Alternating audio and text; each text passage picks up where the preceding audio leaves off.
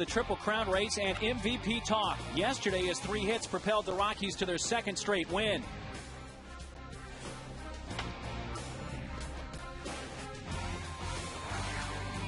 The last 2 times San Diego beat Colorado, Clayton Richard was the Padres starting pitcher. Can he help pull them out of the depths today?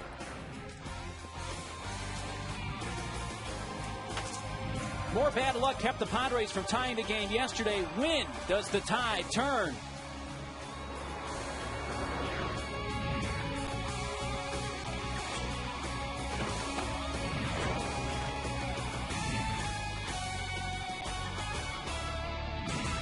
Sunday afternoon in San Diego, and welcome to Petco Park for Game 3, final game of the 3-game series between the Padres and the Colorado Rockies.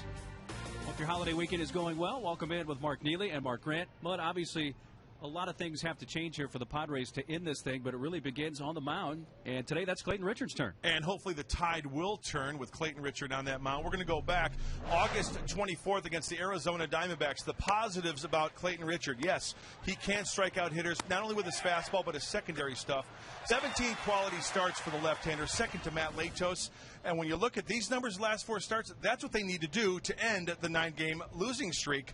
But let's face it, the whole ball of wax is the offense needs to step it up. The defense needs to step it up. You talk about one thing that Clayton Richard would love today, and Padre fans alike. How about a big cushion? Get out in the lead early so the Padres have some breathing room to try to break this 9-game skid. It's kind of hard to put your finger on one thing during the skid.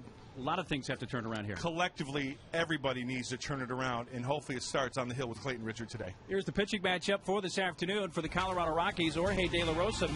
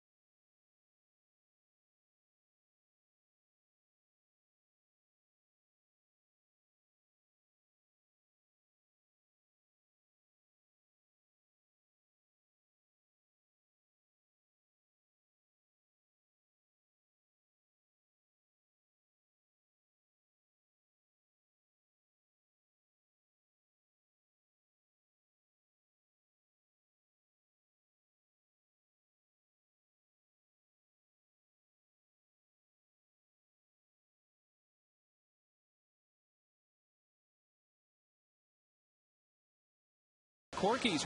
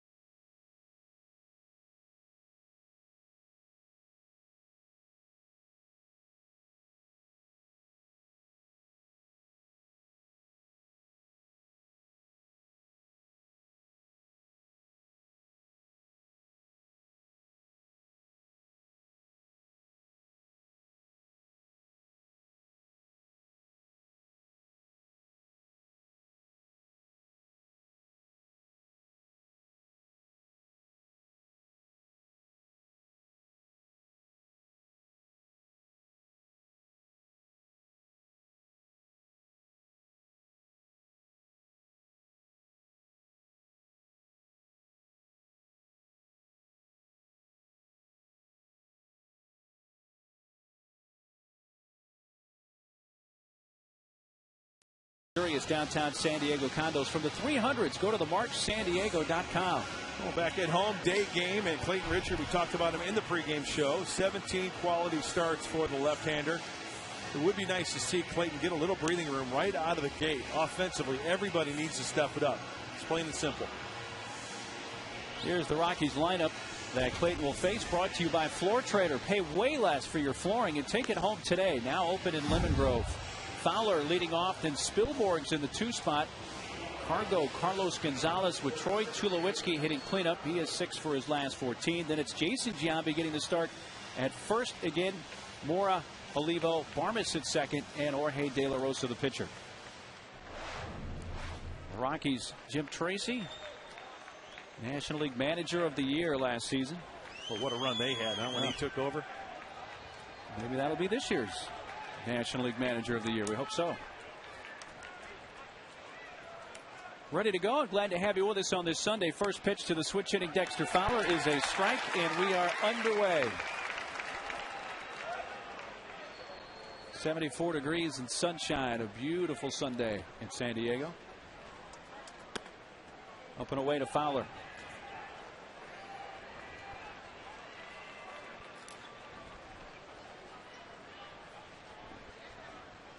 Fowler gets jammed and fouls it back.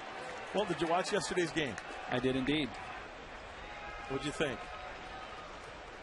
Frustrating, and John Garland certainly frustrated at the end of the game. His comments that came out in the paper today.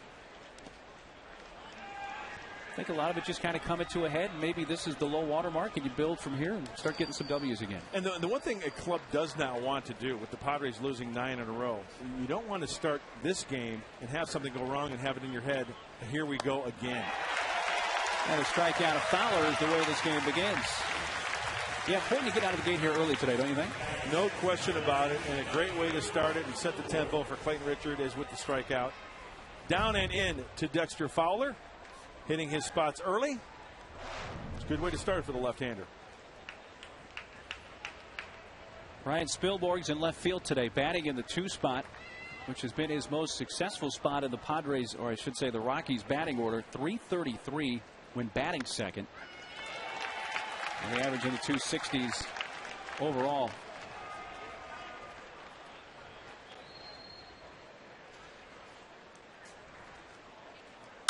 He rips one in the air to right center field. It sends Ludwig on the run in the alley, and it's over his head, and a one-hopper right off his photo on the fence. And standing at second is Spielborg's with a 1-out double. 18th two-base hit for Ryan Spielborg's. The Colorado Rockies lineup, it's a good one. They've got guys who've got some pop. Pull side and the opposite way. Spielborg's demonstrates his pop to the opposite field. And it's the type of lineup that can really make a ballpark shrink. Even though this is a pitcher's ballpark, these guys can make it shrink in a hurry with that pop that they have in the lineup. And certainly their numbers become inflated because of their home ballpark, but they're certainly very capable offensively on the road as well. The numbers show they've been an outstanding home team. 43-22 at Coors Field, 28-42 on the road. Carlos Gonzalez has been a big story for the Rockies. Not only recently with this season, comes in with a 12-game hitting streak. And now leads the National League in average at .335. 5th in homers at 31. 3rd in RBIs with 95. So he has inserted himself in that race with Joey Votto of the Reds and Albert Pujols of the Cardinals in the Triple Crown race and MVP talk. Top foul back.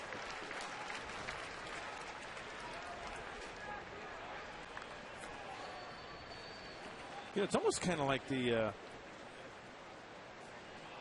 changing of the guard almost, you know, with Helton all those years. Nothing against Todd. I'm a big fan of the first baseman. But, you know, he was the guy for so many years. Now Cargo comes along. He could be that face of the... Yeah, he or Tulowitzki. I think Tulowitzki's certainly there, too. That's down and away. You mentioned 2 guys. I mentioned Helton. You mentioned Tulowitzki. And, you know, we see the Padres each and every day. We become fans of these guys because we get to know them. But Troy Tulowitzki, to me, is one of the better players all around. Todd Helton, same type player. Tulowitzki on deck batting cleanup. Broke his bat. Slow roller to Eck. He'll throw out Carlos Gonzalez. Over to third goes Spilborghs, 2 away. Here's the Padres D today, brought to you by Easy Turf Synthetic Lawns and Putting Greens. The best looking synthetic grass. Now more affordable, Mud. Call 866 Easy Turf. Good stuff. Cunningham to Norfield, Ludwig in the outfield. On the infield and catching pretty much your everyday lineup. AC getting the start out in left field. For Cunningham, his 35th Padres game this year.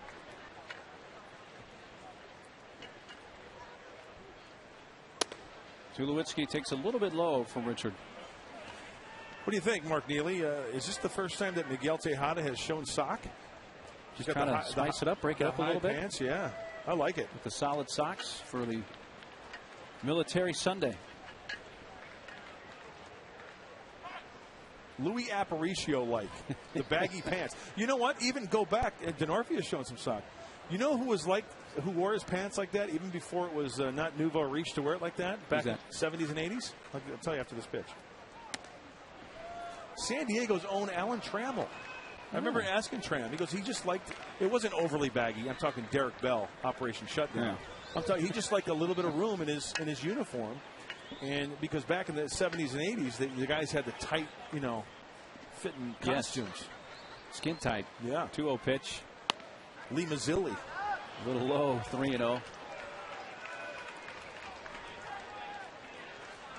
Oh, looks like it's a lot of the guys are going to the high pants.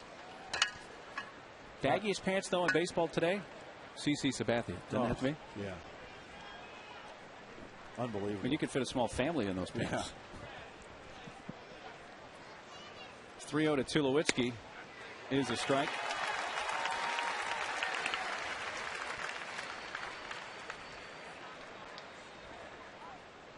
Tulowitzki in the series. Couple of hits, couple of doubles, a home run. 3-0 breaking ball. What's that tell you? You got first base, second base open. You've got a lefty Giambi on deck, but still, he's a tough out on deck as well. Fastball upstairs, and Tulowitzki a 5-pitch walk. So runners will be at the corners with 2 down. Torey Alba out in front of home plate giving signs if they choose to send Tulowitzki where and what he is going to do with the baseball. Well, Jim Tracy's original lineup, at least the one we were given, had Giambi batting 5th and Morris 6th, but apparently they're switched. Yeah, that's why I said what I said. That's first notice that we've gotten, huh? Hey, when the angry statistician doesn't get that note, that's news. That's news. Waving a miss by Mora. So not 100% sure if that's a change in the lineup or maybe clerical, but we'll figure it out one way or the other. No scratch outs on the lineup card in the dugout. So it's nothing that was a last second change. Yeah, because the lineups we were given here in the press box had Giambi 5th and Mora 6th. 4 balls, 2 strikes.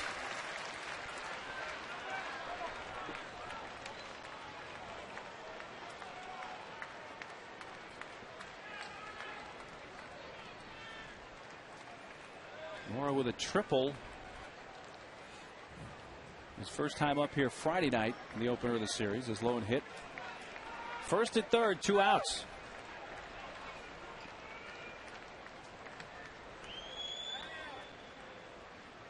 Got him. Good fastball from Clayton Richard. He gets Mora and fans 2 in the inning. A hit, a walk, and 2 men left on in the Rockies first, and the Padres are coming up.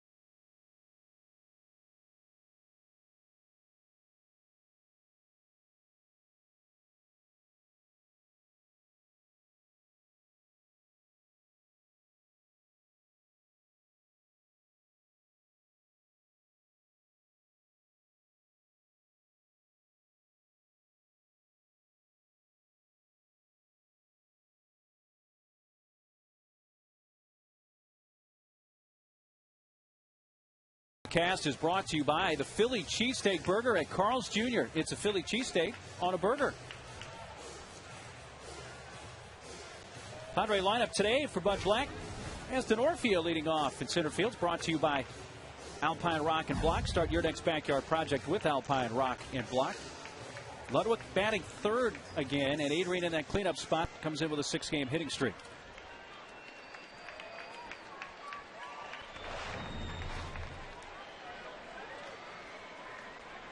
Denorfia leading off, playing center field today against the left-handed starting pitcher for Colorado, Jorge De La Rosa. Our starting pitching profile brought to you by the all-new Cadillac SRX, the Cadillac of crossovers. Well, it's not how you start, it's how you finish. And throughout this kid's career, post-All-Star game numbers are really incredible. 23 and 19. Down the right field side, slicing foul, though, into the crowd.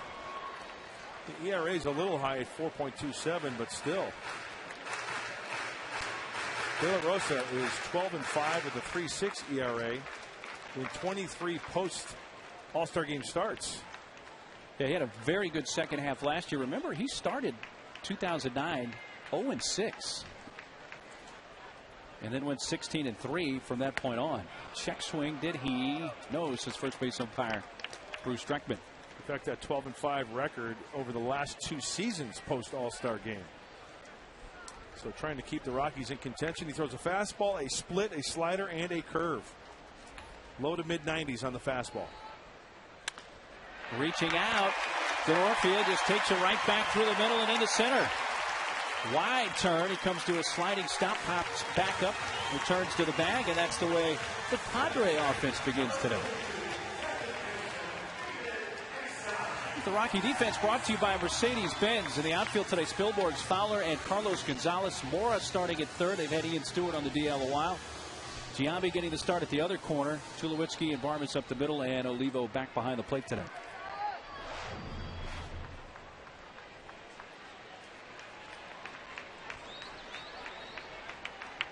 Here is Zach. Comes in at 279. Since coming off the disabled list August 21st. You know what? Hitting 279 as well. I caused a big commotion at the house yesterday when Eck eluded that fastball up and in. It was a foul ball. And it hit his bat, yeah. I screamed at the top of my lungs, "You have got to be kidding me." And everybody like, "What's wrong?" And they realized I was watching the game. I pretty much uttered the same thing, except I was by myself, and it was a little more colorful. But, you know, if that's a tie game. That's a wild pitch in a tie game. But it hit the bat of Eckstein.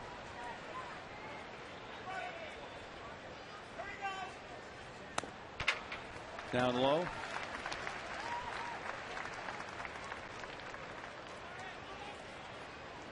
Happy coach Glenn Hoffman flashing the signs.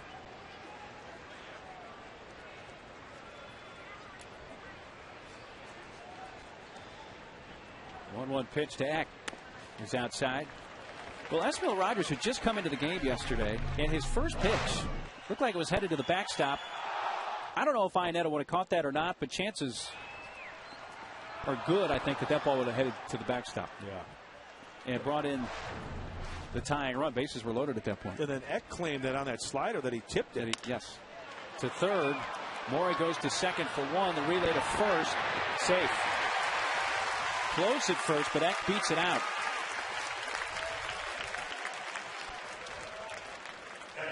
The Denorfia is forced 5-4 for the first out. That was a nice little turn right there by Barmas, making it close at first base. And the Rockies trying for a double play right there. They have turned a bunch this year. It is unbelievable. That would have been their 157th double play. They have 156, which leads the National League. Ryan Ludwig in his 33rd Padres game pops it up. Shading his eyes with his hands. Barmas now ranging back towards the outfield grass and just onto the grass. Makes the catch. Ludwig pops out. A couple of things to elaborate on the double plays. Obviously, the personnel and the gloves in the middle infield. Well, let's say the whole infield. But secondly, how about guys in the rotation inducing those grounders? Aaron Cook, guys that get a lot of double plays, right?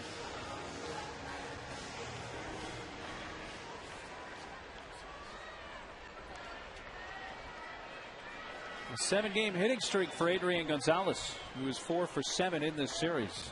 Just missed a home run yesterday. And still has hit the 7th most in the National League with 27. Ball 1 inside.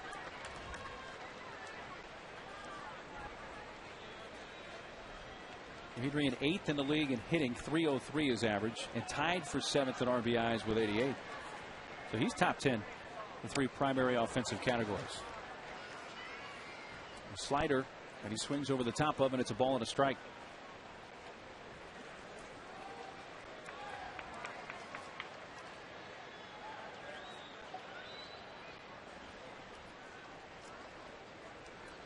Eckstein at first, 2 down in the Padres' first inning.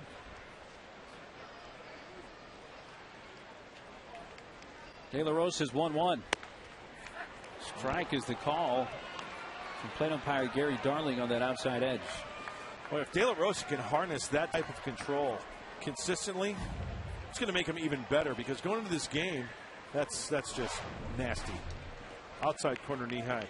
82 plus innings, 42 walks, so his control can be an issue at times. Going down and away. Olivo got enough of it to keep Eck at first. Let's go back 2 pitches ago. Did he get a call? Oh, looks like he did.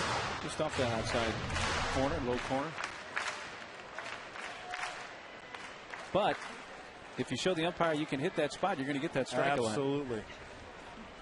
You might see him go back out there again after that sweeping slider out of the zone. Adrian rips it just foul past first. Giambi, a diving attempt. Man, watch your lips down there. Not only the umpire, but the security guard and the ball girl down there. This ball is scalded. And then the tricky, oh man, the ball gets up on you quickly. Maybe that hair got in the way. Up and in, 3-2.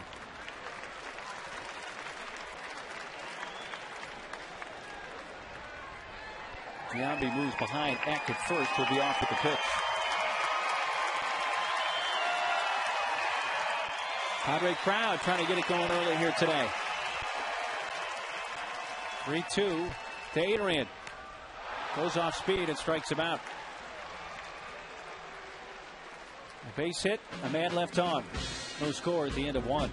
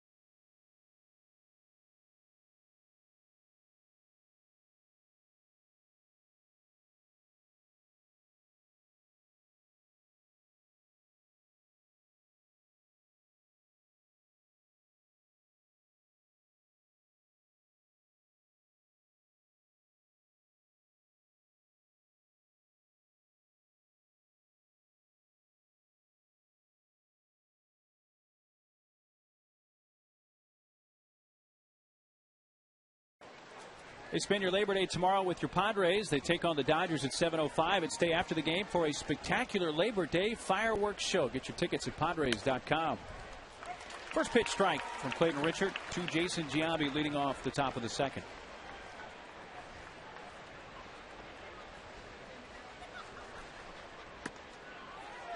Nothing at 2. For Giambi, his 75th game of the season for the Rockies. I don't know if he or others envisioned he'd play that much this year, but he's played quite a bit for Colorado. Goes up after it, pops it in the air with the shift on. It's a long run for Headley, and it's going to land in the just over the railing. What a great effort by Chase. I mean, he's basically playing the shortstop position. He's got the Larry Parrish beard working. Popped it up. Look at shortstop position. This ball lands just beyond the padded wall. And look out, Chase. Don't get hurt. Yeah, the shift is the shift. If he's playing his normal third base, he reaches over and gets that. Yep. 3 defenders on the right side with that out in short right field.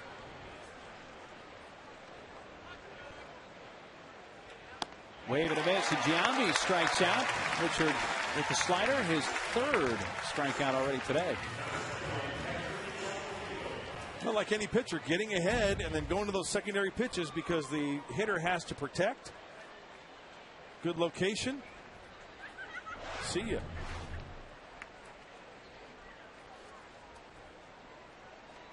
Rockies catcher Miguel Olivo got the day off yesterday. He went 0 for 4 in the first game of the series on Friday.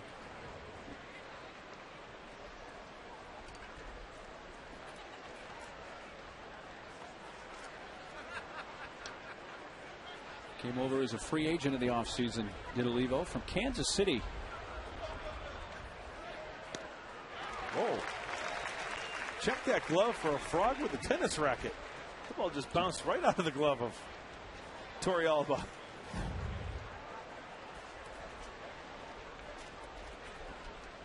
I think Yorvik, did you see him motioning with his glove? Maybe that was a foul tip. Did he get a little piece of it? I think that was the indication. The ball was really darting down and in to Olivo.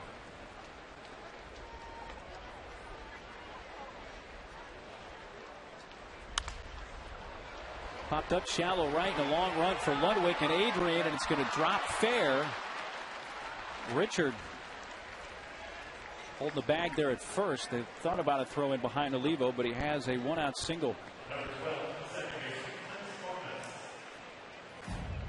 Check out this 9-iron approach shot from about 125 yards.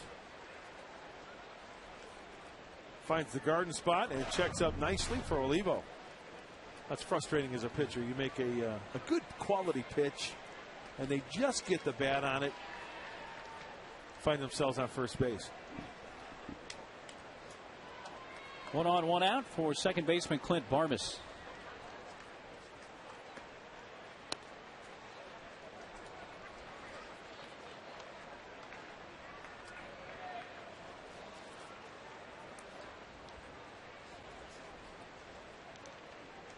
Pitch from Clayton, and instead he's used that pick-off move to check on Olivo, who has stolen 7 bases this year and been caught 4 times.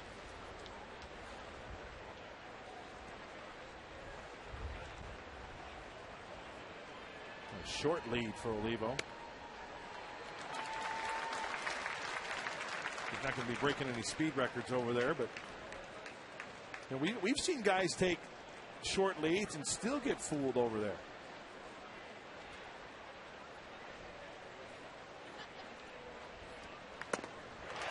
Fooled that time was Barmes out in front of the changeup, 1 and 2.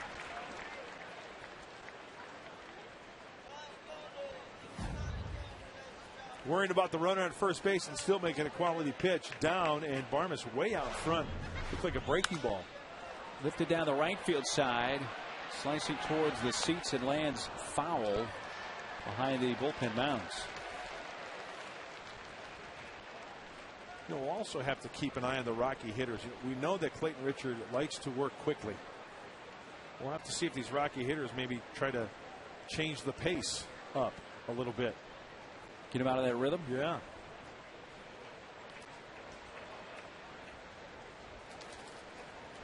The rhythm is going to get you. It's Miami Sound Machine, right? Gloria Estefan. Yep. Miguel Oliva wants no chance of getting picked off. He's playing it conservatively. Yes, he is. A couple of strides off the bag.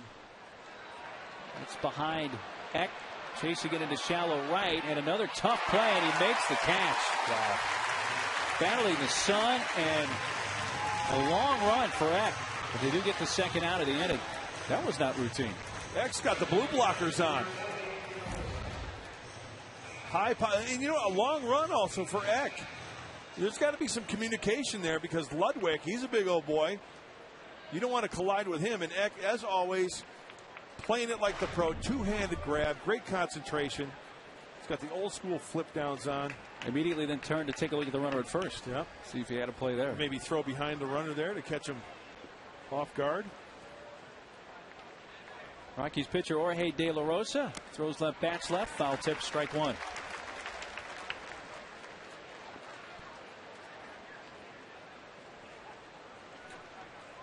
Hitting 148 this season, which is better than his overall career average. Back towards the mound over Richard. Eck will scoop it up and step on the bag. A base hit and a man left on. Midpoint of the second. Padres and Rockies are scoreless.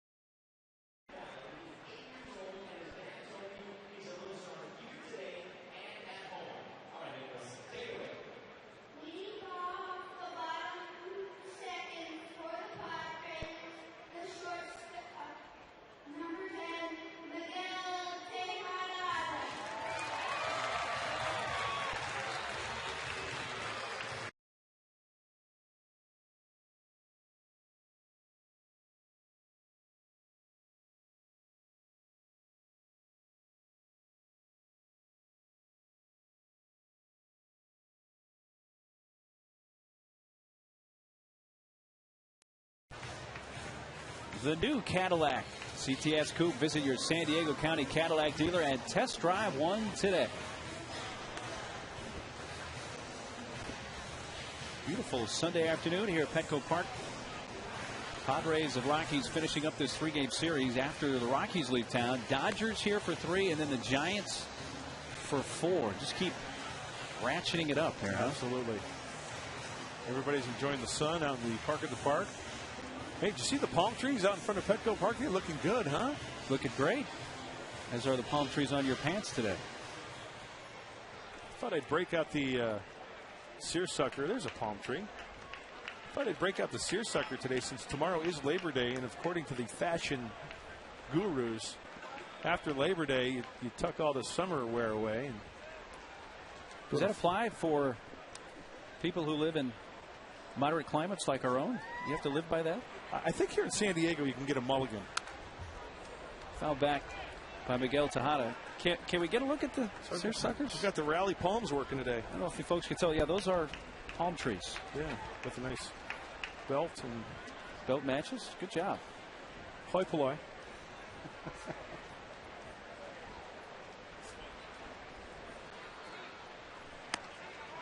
Tejada takes off the plate. Miggy, that Headley and Torrealba The 5, 6, and 7 hitters for the Padres in the second.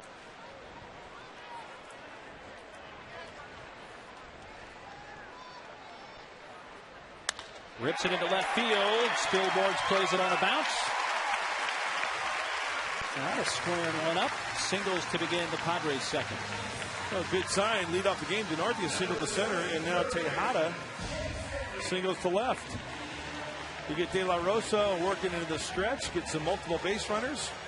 Good looking swing. That one had that good sound off the bat. Yep. Clean, crisp, sweet spot. The second Padres hit of the game. Here's third baseman Chase Headley.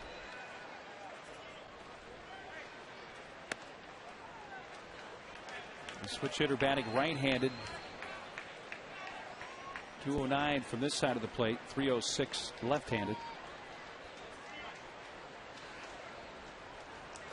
140 hits though for Chase. Second most on the team, trailing only Adrian.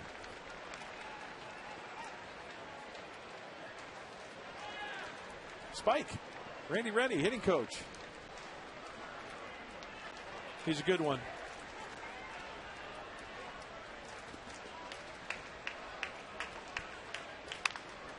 And the inside outside foul right over near the cameras. And the reason why I say that about Randy is that, you know, here's a guy, you know, he never won a batting title, but he had to, he was talented, no doubt about that, but, you know, he had to work to have success and stay at the big league level for as long as he did. He was a career 259 hitter. Now, see, the thing is, you don't have to be a Cy Young Award winner, you don't have to be a batting title winner to be a hitting coach or a pitching coach, right? Absolutely not. In fact, usually there are more guys that have that type of resume than the superstars. Because they failed so much, but they stayed at their level for such a long time that, you know what, it's trial and error. I mean, for a guy to wake up like a, and I'm not going to mention any names. Not that I'm trying to offend anybody. I'm just saying the guy who wins batting titles or the guy who wins Cy Youngs. Sure, those guys could probably coach. But a guy who's been in the big leagues 10, 12 years or so that have been through trial and error, and that's how you learn. So that's how you try to incorporate that to your players because you've been through that. And you know what you're not supposed to do. It's definitely more guys like Jim Tracy or Jim Leland instead of guys like Ted Williams, who tried managing, obviously, with the Senators. A wave and a miss. And Headley fans for the first out. Yeah, and that's not taking anything away from Ted Williams because he was, I mean, obviously a Hall of Famer and the greatest hitter of all time. It was just so easy for him and so talented. Sure, he worked hard, but, I mean, Randy Reddy, you know, he was one of those guys that was probably busting it every year just to try to make the team. Right. And he knew what it took to stay at that level and what you needed to do.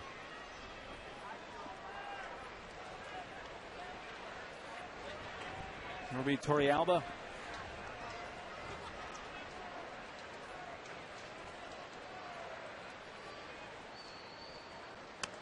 Takes outside for ball one.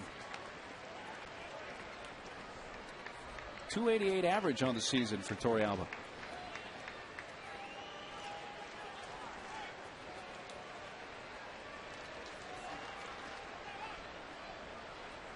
Runner takes off.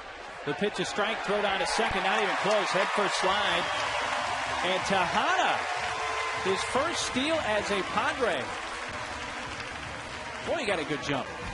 You went on the first move from De La Rosa. Look, he even gets a little start, out of the gate there. A little running start. Olivo, quick with the throw, but Tejada into second base with another King Stallman stolen base, and he throws the spotlight to his teammates. Congratulations to Miggy T, first stolen sack.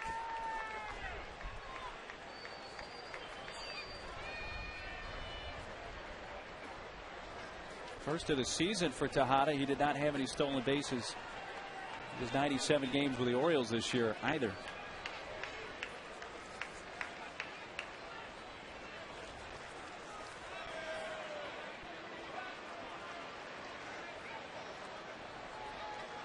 Olivo and De La Rosa to talk quickly. Tejada, by the way, did have 5 steals last year in 2009 while a member of the Houston Astros.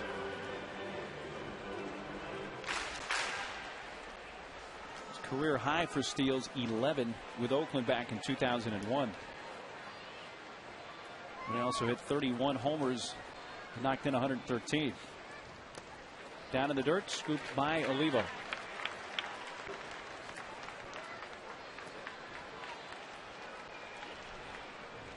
Two balls and a strike to Torrealba with Tejada at second base, one out, no score in the second.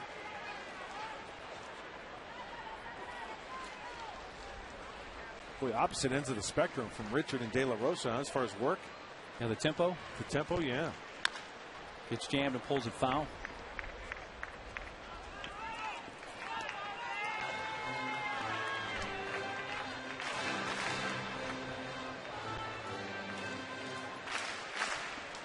By the way, that stolen base for Tejada, one of the few for the Padres in a while. It's just their second stolen base since August 26th. It's been a big part of their game, too. And it's been shut down on many levels. Ripped hard but foul.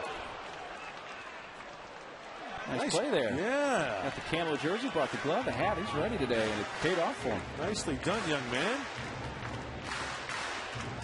This ball is smoked. And he plays it off. That's two bounces. Played the carom. First bounce. Second bounce on the short hop. Nice catch, young man. Souvenir. Torrealba fouls it down the first base side. Maybe he'll get another. Did you see the video of the lady in St. Petersburg at a Rays game? Tried to field a foul ball like that, but it came up and actually hit her in the face. She was okay. And then later, she got two more foul balls hit to her, which she caught both of them. Really? She had 3 foul balls hit to her in the same game.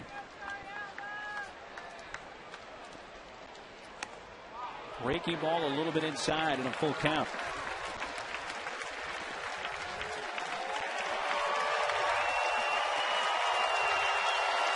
Interesting breaking ball to go to 3-2 to Torrealba. Let's see if De La Rosa puts another wrinkle in one. Torrealba also up in the box against De La Rosa. On the ground to short, going to go for the lead runner, and Tejada tagged out. Trying to advance on a ground ball to the left side, and the tag put on by Mora.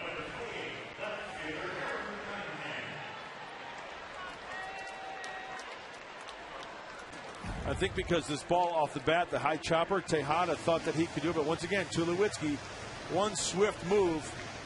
Take a look. He went as soon as the ball was contact at the plate. Tulowitzki makes a good throw on the run. Split second decision there by Tulowitzki, who did have his momentum going almost directly towards third base, so didn't have to square up and just let it go. And that could be a risky play for Colorado because he's on the run. It could be first and third with only one out. I mean, Tulowitzki could have went to first base. Now you have a runner at third with 2 outs.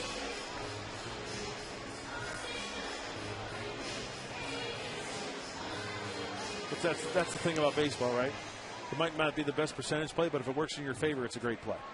And Tulowitzki getting Tejada 2 down. Aaron Cunningham.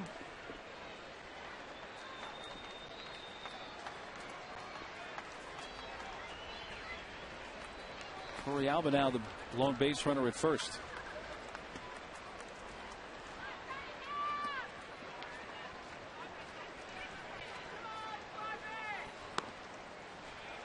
And the pitcher spot up next. So we'll see how De La Rosa and the Rockies want to approach Aaron Cunningham. Clayton, not a bad hitting pitcher, certainly. And a left-handed hitter.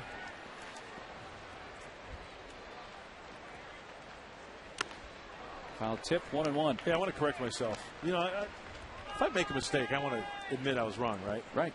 Well, grammatically incorrect a couple seconds ago. I said he could have went to first base. Could have gone to first base. Tulowitzki. So I stand corrected. I want to get it right. A perfectionist. 1-2 now on Cunningham.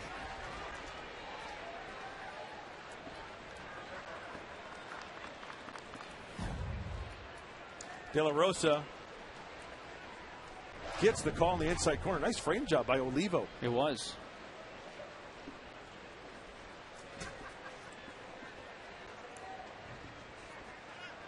Runner takes off, and the pitch got him.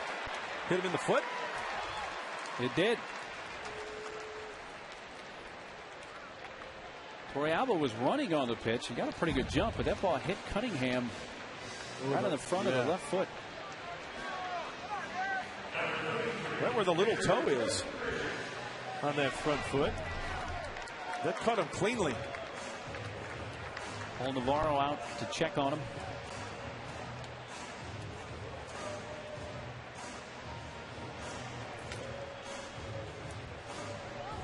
It's 2 on, 2 outs for the pitcher now, and Clayton Richard.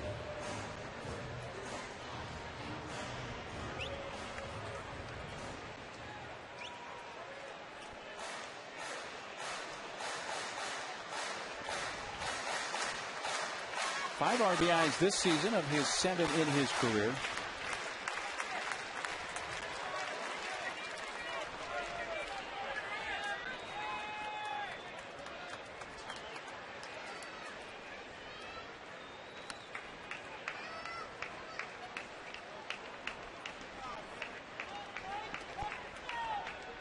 A single, a hit batsman, 2 on, 2 outs, and he goes after the high fastball and is late.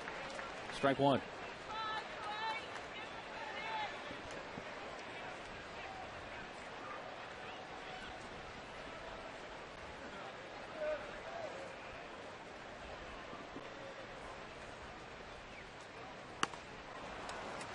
Right back to the fastball at 94, 0-2.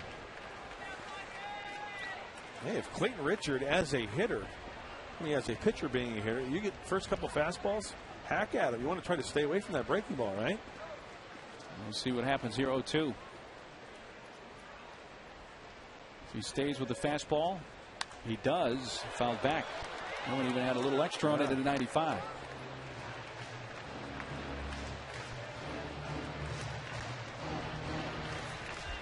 First 3 pitches from De La Rosa are telling me he's saying, I'm not going to speed your bat up.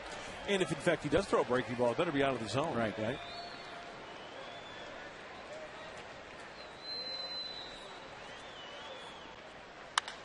There it is. He left it up, and Clayton pops it up in the air to right field. Gonzalez with the glasses on makes the catch. Hit a slider that was up at the Padres strand 2, and it's scoreless after 2.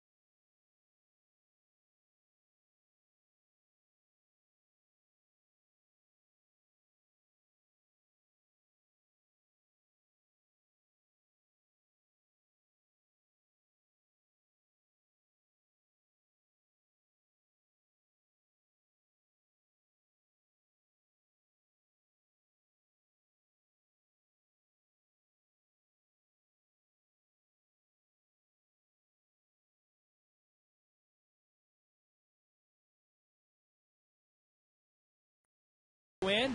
I'm in. Padres 2011 season tickets are on sale now, and season tickets are the best way to guarantee your 2010 Padres postseason tickets. And make sure you have the best seats for all the big games. Don't wait. 619-795-5555. The number there at the bottom of your screen. Let the Padres know you're in. Representatives are standing by.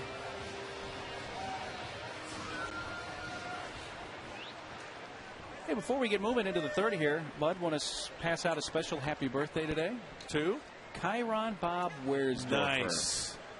Hardest working man in the business. Happy birthday, CB. I think he's 29 today. I think you're right. Top of the order, Fowler, a check swing foul. Biggest AC/DC fan there is. He loves his medal. Talking about Chiron Bob, not Dexter Fowler. Yeah. If that were Chiron Bob, the gloves that Fowler's wearing would have no fingers in them. Right. The CB trademark. Happy birthday, CB. Yeah, happy birthday. Chiron Bob Wearsdorfer. High strike on that outside corner, 1-2.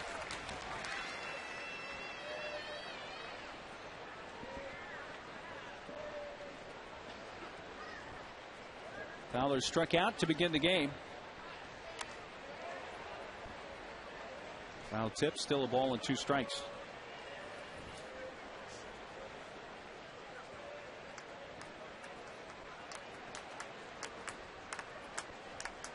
Fowler, then Spielborgs, and Carlos Gonzalez in the Rockies' third. Moves him off the plate inside.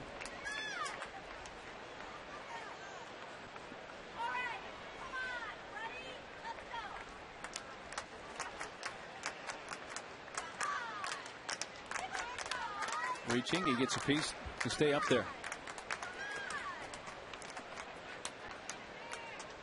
Dexter Fowler, a natural right-handed hitter. Started switch hitting while in the minor leagues with Colorado. And he hits it to third. Scooped on the short hop by Headley, and he throws out Fowler. Terrific play by Headley for the first out on the Rockies' third. What in the Brooks Robinson is going on down there at third base? Some serious topspin, short hop, and plenty of time to square those shoulders and fire a strike over to first base. Nice play by Chase Headley and picking up his pitcher, Clayton Richard. That was some kind of nice.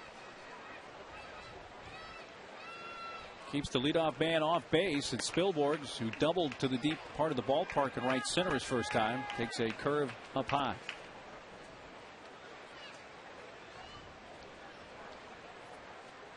You know, I don't see how third basemen do it, because I remember one time during batting practice in Philadelphia, I went down to third base during our batting practice just to get a look-see and how it feels. How long were you there? Oh, about 3 pitches. But then it's hard to realize you're closer as a pitcher. See, you do it for so long, you don't realize. When you go to the hot corner, I was playing even with the bag on that AstroTurf, and some balls were rocketed by me. I was like, I've had enough of this.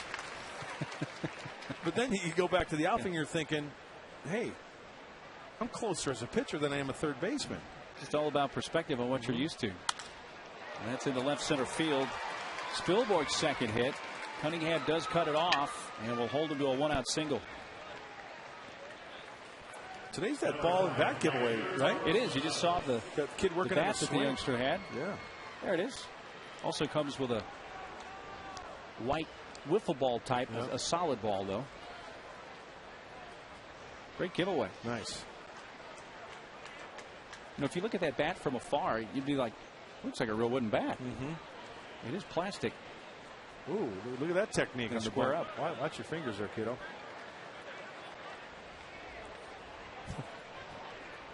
Carlos Gonzalez.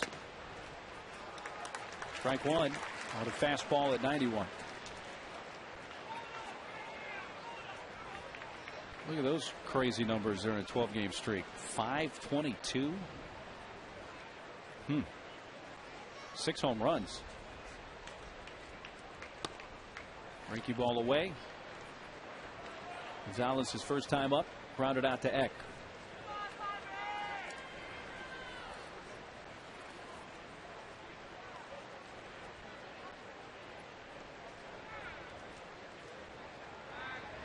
Ooh, didn't have a very big lead, but Spielborg still had to dive back in. That's what makes. That's why Clayton Richard had such a great move. A short lead, and Spielborg was still undecided whether he was going to go to the plate or not. It looked like he had a one-way lead. He was leaning back towards first regardless of whether it was coming to first or home. There's a strike, and he is ahead of Gonzalez 1-2. That's why teams, if they elect to steal on Richard, they're going to go on the first move. If they get picked, they get picked. Because there's no way I think you can go at it any other way. You can't wait until he goes to the plate. You won't have enough time to steal. Going to go over there again. Otherwise, you just got to shut the running game down. That's right. And as a catcher, think of that. When you've got a guy like Clayton Richard on the mound, you're catching. Going to give you that extra time unless they go on the first move, like I mentioned earlier.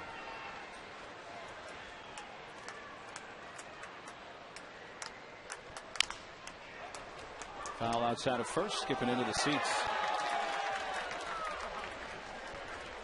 You know, you would think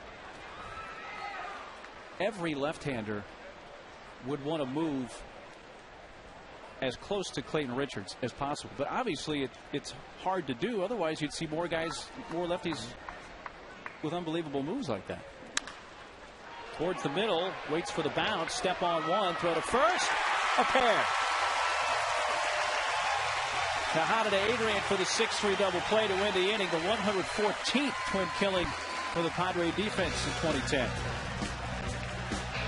A big out of a hot hitter. Carlos Gonzalez will go to the bottom of the third with the top of the order up for San Diego.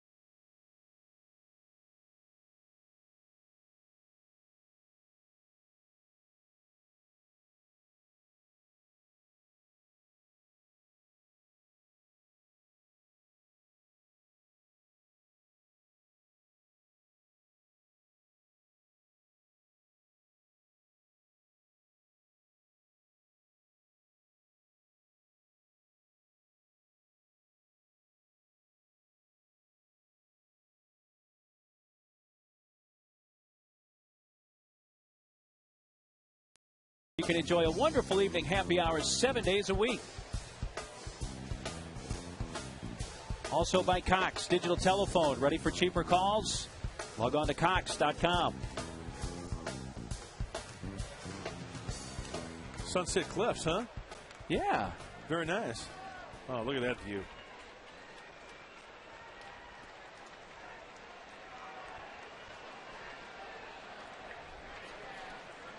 Into the Padre third, top of the order, Denorfia, Eckstein, and Ludwig.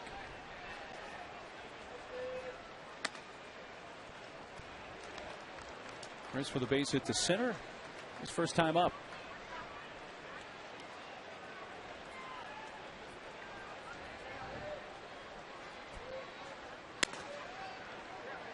I just noticed on the out-of-town scoreboard, Giants-Dodgers Sunday night baseball game tonight, a 5 p.m. start. It's the ESPN national game. Did you see the end of that game last night? I did. 4-0 Dodgers in that game, and then it's 5-4 Dodgers to the top of the ninth. They got Broxton on, and he serves up a 2-run homer to Uribe, and tying run stranded at third in the Dodgers ninth. Can't just keep counting on the Giants losing though all the time. Absolutely not. A high strike, 3-1. When you start doing that, you're just asking for trouble. Relying on the Dodgers or the Giants or whatever team it is below you to lose. A 5-pitch walk to Denorfia, and he's on as the Padres have put the leadoff man on base in every inning so far against De La Rosa. And usually the percentages are in your favor when that leadoff guy gets on base to start an inning. Padres just have been able to come up with that key hit to bring him around. Yeah, what is the percentage on that? I've seen it recently. When the leadoff man gets on, he scores almost half the time, I think. I was going to say 50 to 60%. Nick reached on a fielder's choice in the first. Mora still behind the bag by a half step. Strike to Eckstein.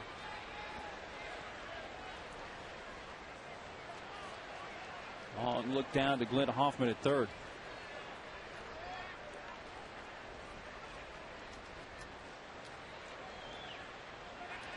Well, to answer your question, the angry statistician, who is a math teacher, Mike Trussell. Mike Trussell does a fine job. He says it's 43 to 46% that guy ends up scoring, the leadoff batter, when he gets on base. I think that's pretty. Yeah, sounds about right. Yeah.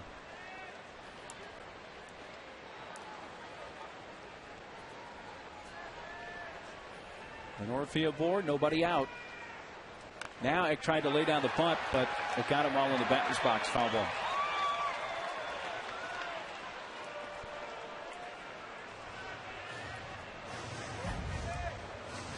Let's see where it clips Eck. Side, isn't it? Yep.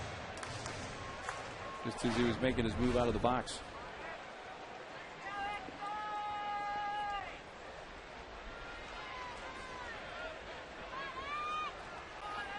With 2 strikes, Mora backs up at third.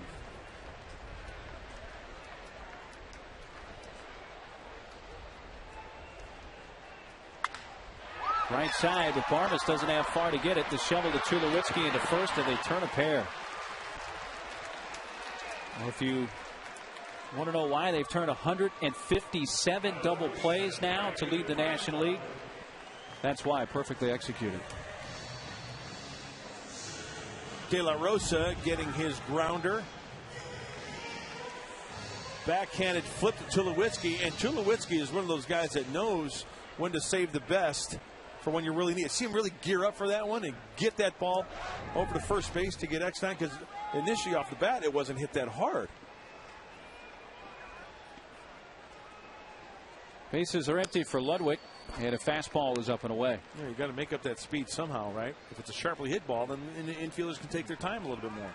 If it's a softly hit baseball, then you got to make up the difference with those hoses. The Marines watching from right field. Marine recruits. Yeah, graduation next Friday. Congratulations. Taking in a big league ball game before graduation when they earn their Globe and Anchor. Love that. An off-speed pitch. 2 balls and a strike. Ludwig popped out to the second baseman Barmes in the first.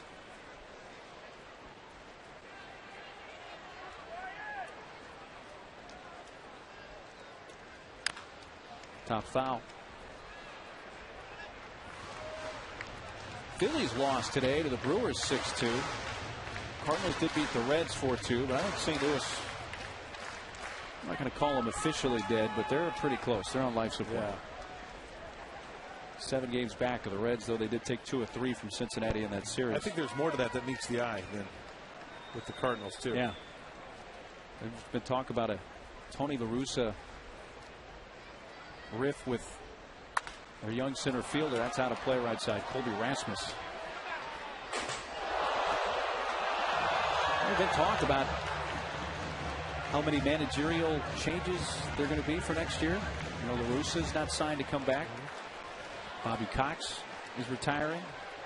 Joe Torre has not said what his future will be next year. Chicago Cubs, Mike Quaddy as the interim for the Cubs. Yeah, they say Ryan Sandberg seems to have the in on that, but you never know. 2-2 pitch. You know what? I'm going out on a limb here. You're not going to call Joe Girardi leaving the Yankees to go to the Cubs. You know what? You know whose name I'm going to throw out there for the Cubs job, or just the managerial job? For the Cubs job. You're going to think I'm crazy. Well, that's not going to really change my perception of you at all. Because there's a connection that I'm not going to get into. But anyway. Eric Wedge. Eric Wedge, really? Former Tribe manager. What makes you say Eric Wedge? Just food for thought. 2-2. Fastball inside. Not that Eric Wedge isn't qualified for that job. I mean, he nearly took Cleveland to the World Series a few years ago. Shocker. He played at Wichita State. Yeah. Yeah.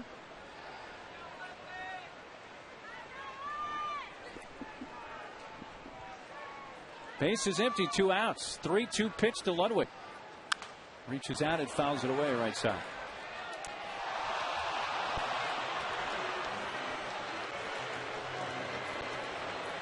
A lot of foul balls, huh? 9th pitch coming to Ludwig. So after swinging at the first pitch in his first at bat against De La Rosa, seeing a lot more of the arsenal of the left-hander this time.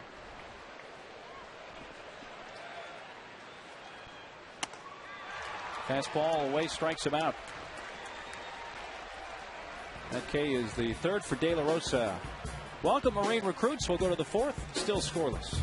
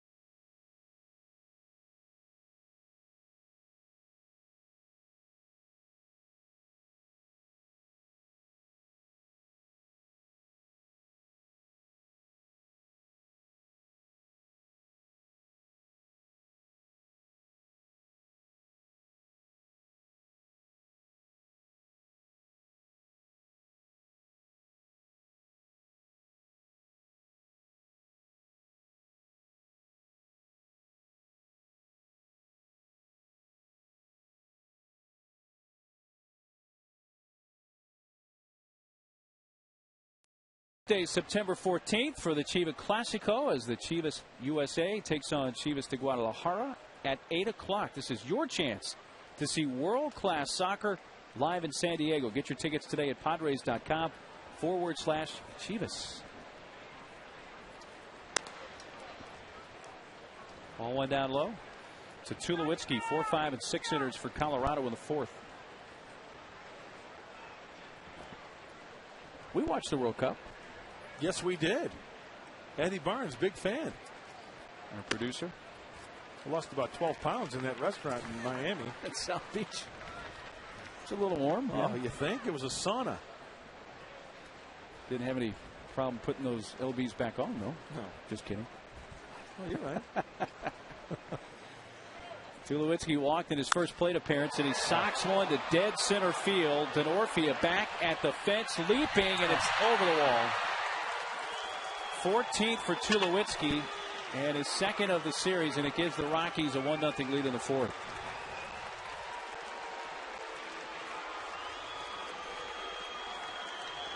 That's right about the same spot he hit the other one earlier in the series. I was just going to say, he went right up the gut in the 3rd inning on Friday night with that home run. 1-1 pitch from Clayton Richard. It's a fastball, and he spins on it. Denorfia gives it one flash look. Gave it a good effort. Yes, he did.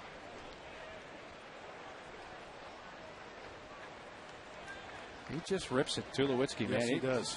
You don't ever hardly see him get cheated at the plate. I think that's one of the other reasons why I like Tulowitzki. Like, you know, if you're a baseball fan, you like his style of play. You like the way he fields his position. You like the way he is a leader on that club. You like the way that he swings the bat. And he's the type of physical specimen to where he can swing the bat that way. Yeah, he's got the power, no doubt.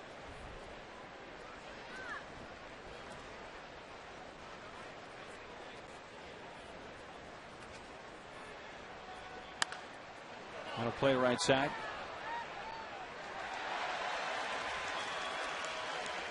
Melvin Moore batting in the 5 spot. By the way, we talked about it earlier, wondering if there was a late lineup change, but just a clerical error that had Giambi batting 5th and Morris 6th instead of the other way around. There was no late switch in the lineup for Jim Tracy. 3-2 to Mora, who fanned in the first.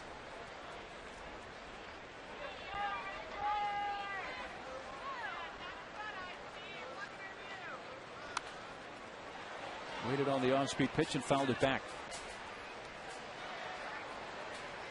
Rockies have won 9 of 13 against the Padres this year. They've won 5 of 7 here at Petco. In fact, they have won 2 of 3 in each series that the teams have played against each other. We hope that trend continues here today. Wave and a miss, foul tip into the glove of Torrealba, and more fans for a second time. 4 Ks for Clayton.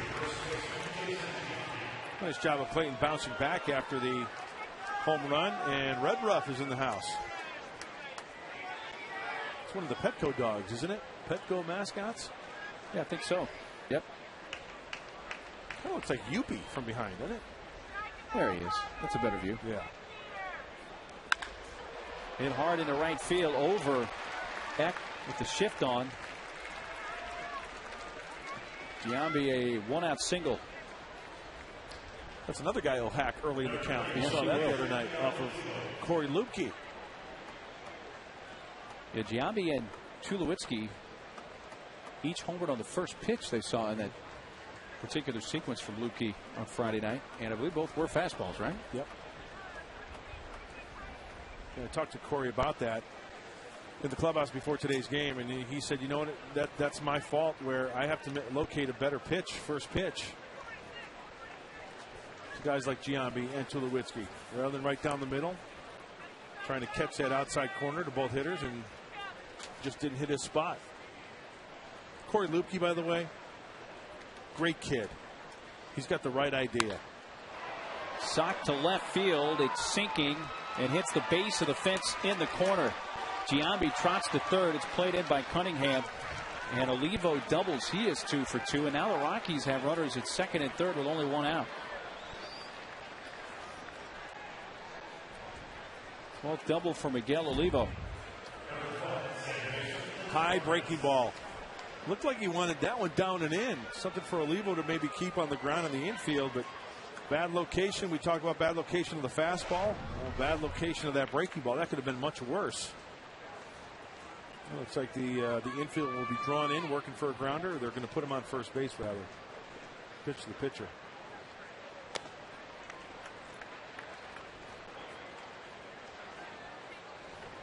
So that'll load him up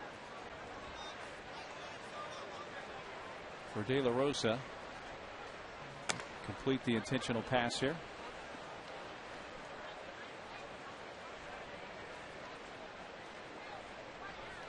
Jim Tracy giving him a little bit of a pep talk. Whoa. Hey, didn't we see? Yeah, that's happened before.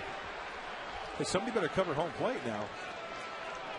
Torrealba was nearly over near the on-deck circle for the Padres, and watch this one, kind of gets away. Wow. And then Yorby kind of just casually walking away from home plate.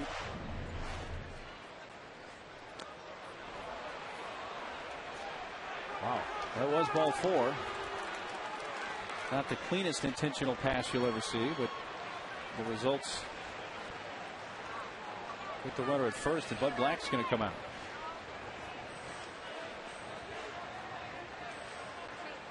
Interesting. We don't see Bud do this very often. No. Usually it's just reserved for pitching changes. Buddy's doing all the talking, and not to Clayton Richard. He's talking to the infielders.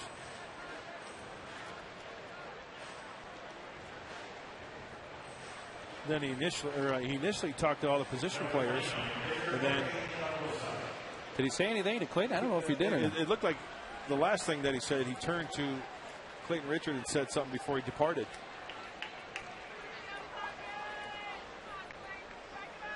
Didn't seem like much more than a, hey, go get him right here. But with the rest of the infielders, something more of substance. So they're loaded. Well, a force at any base, and you never know with the squeeze, because all you have to do is get towards short, flip out, throw to first, get a pair to get out of the inning. I don't know if that ball was hit hard enough initially. But Tejada, Eck, and Adrian turn 2, second double play turn by the Padres to end the inning. Leadoff home run, though, by Tulowitzki gives Colorado the lead.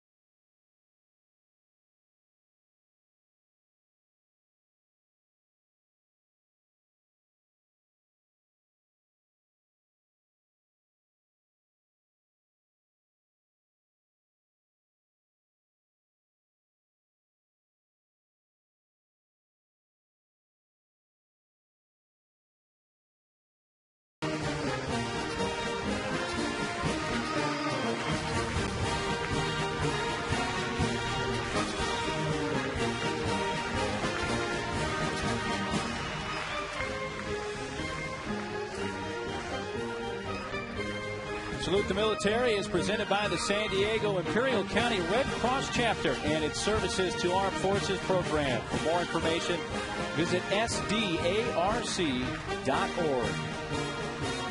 Today, the 1st Recruit Training Battalion Charlie Company, Marines, and Diaz.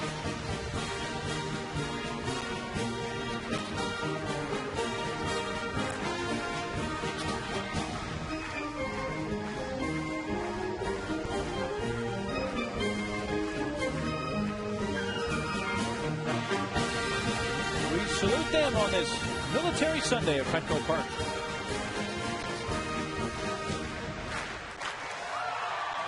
You know what's neat about that is to see, not only the recruits in attendance, but watching the people in the ballpark turn to them and salute them. Not only fans, but players from visiting teams, umpires.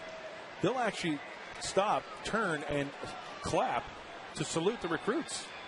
It's kind of neat to see. Giving them the respect they deserve. Absolutely. Adrian leading off the bottom of the 4th. Down and away for ball 1. This game scoreless through 3. Tulowitzki led off the top of this inning with a home run to center. Adrian fanned his first at bat today.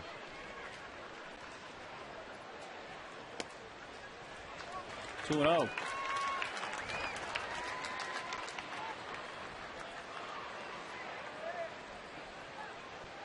Adrian, then Tejada and Chase Headley in the Padres 4th. Padres have 2 hits, singles by Denorfia and Tejada.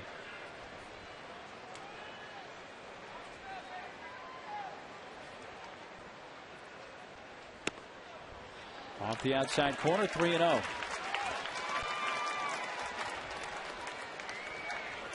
Oh, each inning, the Padres have gotten that leadoff runner on. Take their chances again here with possibly a walk.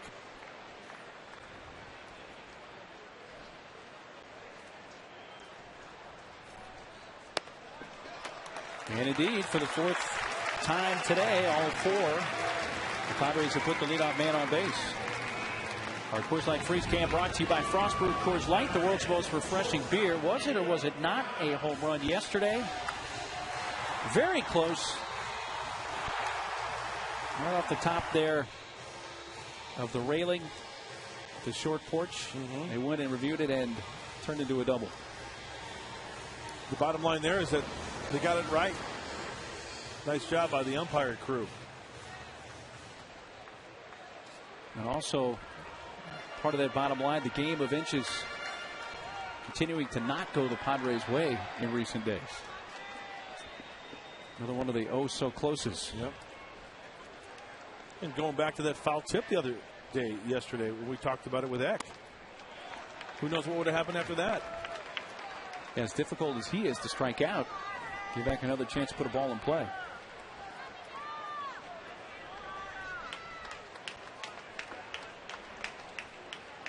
Tejada singled and stole a base in the 2nd, but then was thrown out trying to go to 3rd on a ground ball to the left side.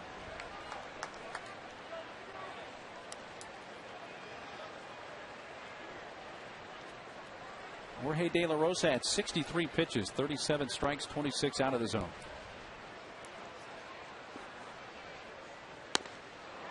Tied him up. He buried that fastball down and in Tejada. And not the best swing for Miguel.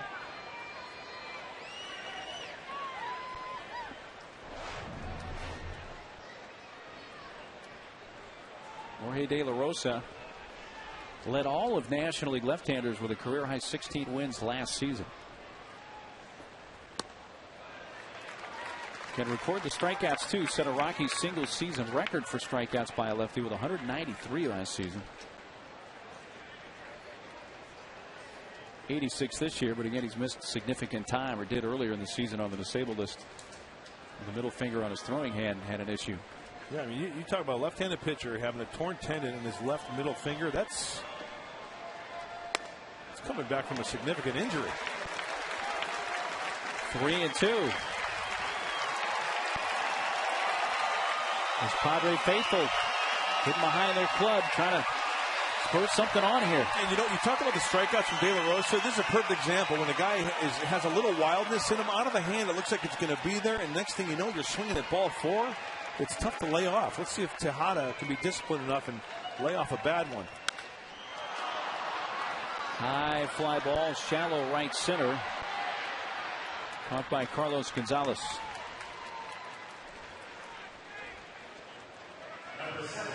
One out.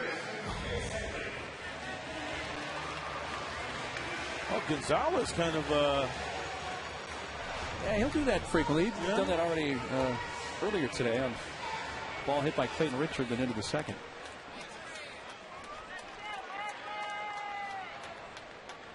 Oh, Don Baylor watching. That's one guy you don't want to tick off. Don't get on his wrong side. No.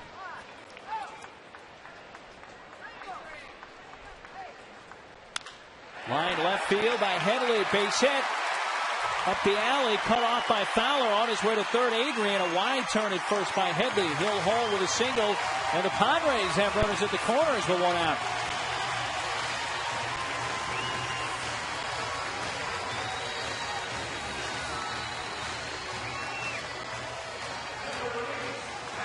So Chase Headley being aggressive. First pitch swinging down and in. It looks like De La Rosa likes to throw the pitch down into righties. He did it to Tejada twice. He gets the fastball. And a little micro rally working for San Diego here.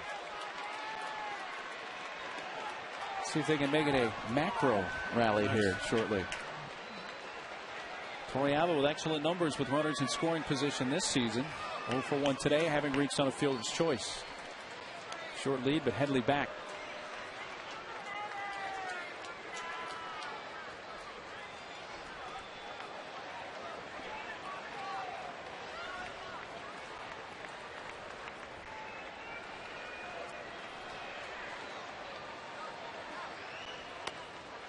Upstairs at 84. Is that a split? Off speed pitch, yes.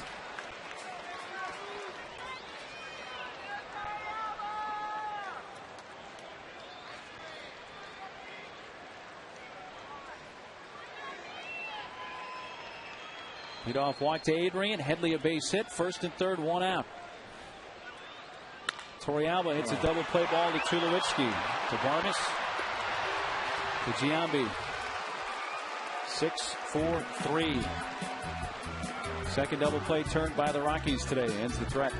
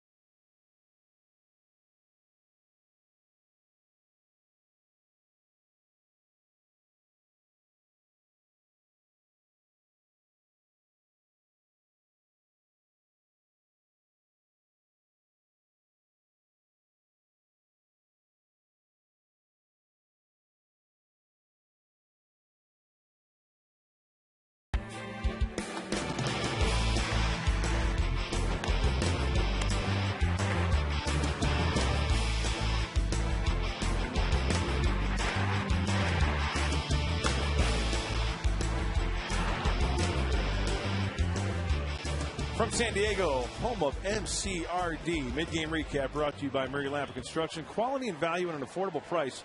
Get on the horn and call Murray Lamper Construction at 619-285-9222. Improving San Diego homes since 1975. Mark Neely. Well, thanks. It's the top of the order up, and Fowler jumps on the first pitch and a fly ball to right center field. Denorfia gallops over to make the catch. Fowler 0 for 3. Leadoff man gone.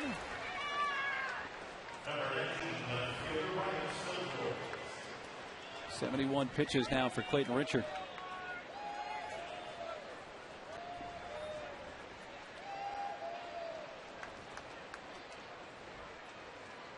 You come to the ball yard, you're going to be sitting out there, right? You got to bring your sand shovel. You're hanging out on the beach. Spielborgs has 2 of the 6 Colorado hits. A double in the first to right center, and then he singled to left in the third.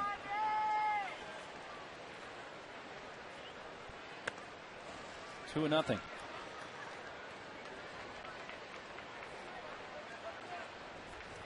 Spielborgs from Southern California, Santa Barbara. Down the right field side, Ludwig chasing, but it's into the crowd. UC Santa Barbara, the Gauchos. Yeah, he played there and also went to Santa Barbara High School. Spielborgs, while at UCSB, majored in psychology. That can help you in this game. Oh, yeah. Fouled straight back.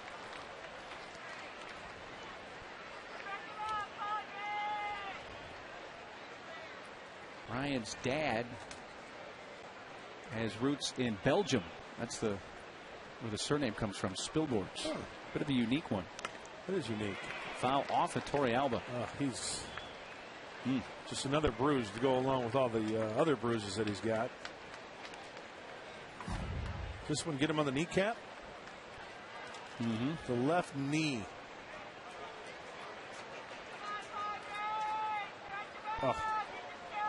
Hundley took one almost in exact same spot. That's what right. was it, 2 nights ago? Yeah.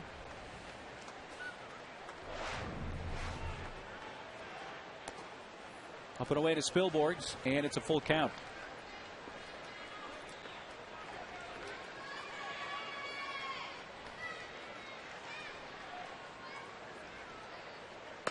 Did he go? Ooh, no, said Bruce Streckman.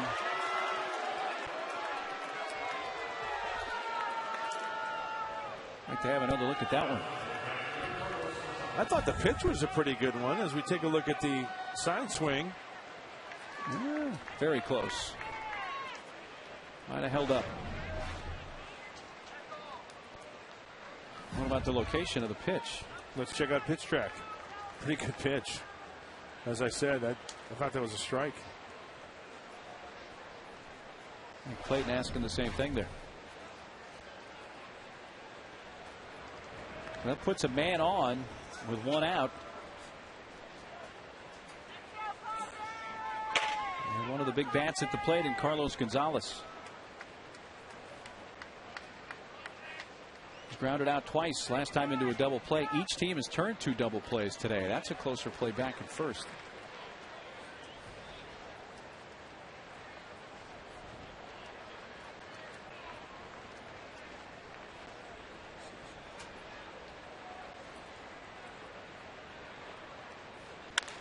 Up the middle, diving attempt by Eck into center field. Spilborghs will stop at second, and now Denorfia overruns it, and an error will allow Spilborghs to advance to third. So a single E8. That's first and third for Tulowitzki. It was kind of a knuckleball through the infield, wasn't it? I thought Eck may have gotten a little bit of leather on that as he dives. And then Denorfia, it's just a good old-fashioned boot. And you can't afford to give extra outs, especially with the way the Padres are playing right now. Kind of tough to tell. Off the bat, I thought that ball was hit harder than it was. It just floated its way through the infield, and Eck almost making a play on it. Ball 1 to Tulowitzki, who has walked and hit a solo home run to account for the Rocky run.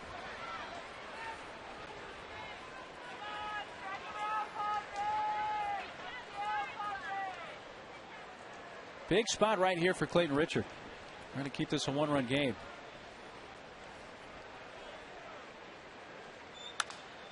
Popped up, first base side. Will Adrian have a play near the seats? No, he won't.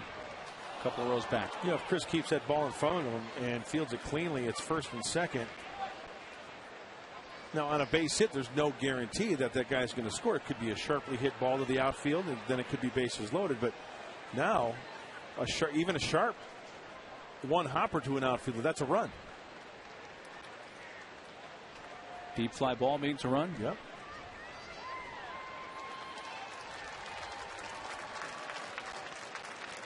Tulowitzki's home run in his last at bat was his 14th of the season.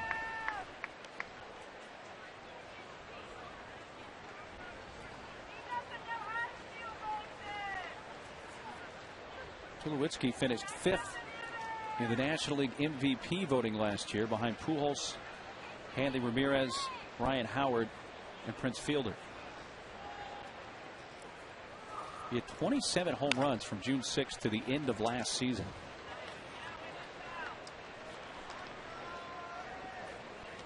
Another one of the young Rockies tied up for a while. He signed through 2013 with a club option for 2014.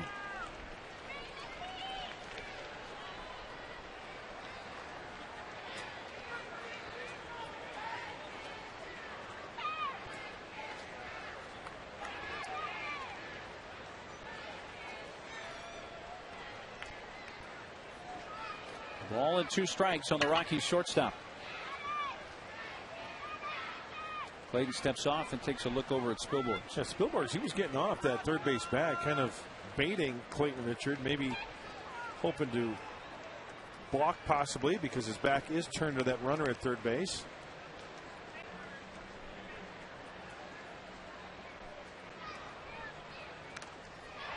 Foul tip Stays alive. What's another bruise on the chest of Yorvi Torrealba? He's got one in the left knee. He got a foul tip on the right shoulder right here. I'm sure that'll make him forget about the knee. It's just going to be one big bruise eventually. Ice bath after the game. You ever seen those? Yeah. They're real big. Cold football whirlpool, during the two-a-days. Yeah. Guys jump in there, cool off, and try to refresh the body. Towards third. Off. Headley turns, has a play at first, does get it out, but a run scores. Spilborghs makes it 2-0 as he crosses the plate, and Tulowitzki has knocked in both runs today. That's his 61st RBI. Hard ground ball that Chase just couldn't field cleanly the first time. They do get it out. And hit sharply enough to where you can almost bet. I know you cannot assume a double play. Well, it came up on Chase, too. But the chances were great. You can tell that Chase had going to second base in mind on that sharply hit baseball.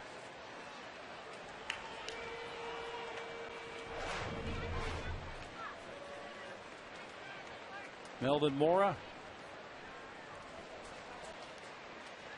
But now one runner on. Gonzalez at second, 2 outs and strike one. First pitch change. Mora has fanned twice, each time going down swinging.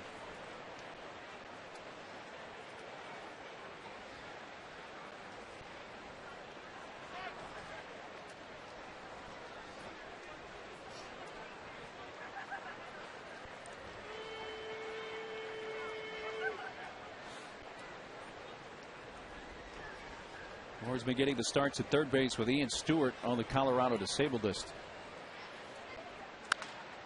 Lifts a fly ball to right center field, and Ludwig squeezes that to end the inning. So the Rockies get an unearned run and make it 2-0 midpoint of the fifth.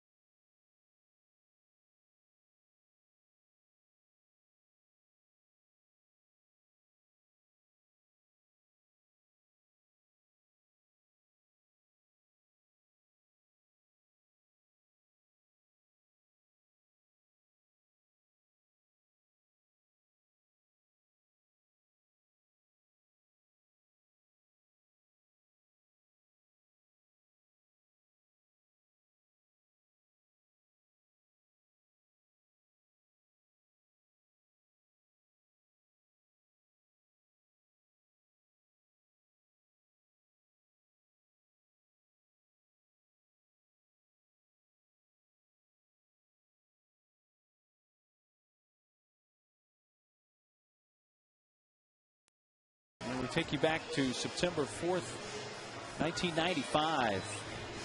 Cal Ripken Jr. on this date tied Lou Gehrig's mark. There are his career numbers where he wound up with 2,632 consecutive games played. You know,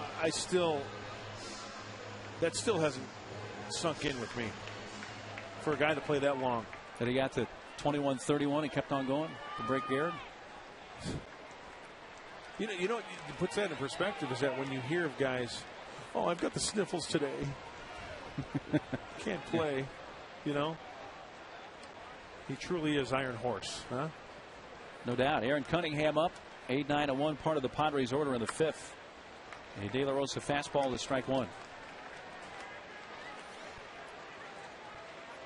So Tulowitzki solo homer in the fourth. A Tulowitzki RBI ground out in the top of this fifth, bringing in an unearned run. 2-0 Rockies. Ball outside. Ball and a strike to Cunningham, who was hitting the foot with a pitch his first time up.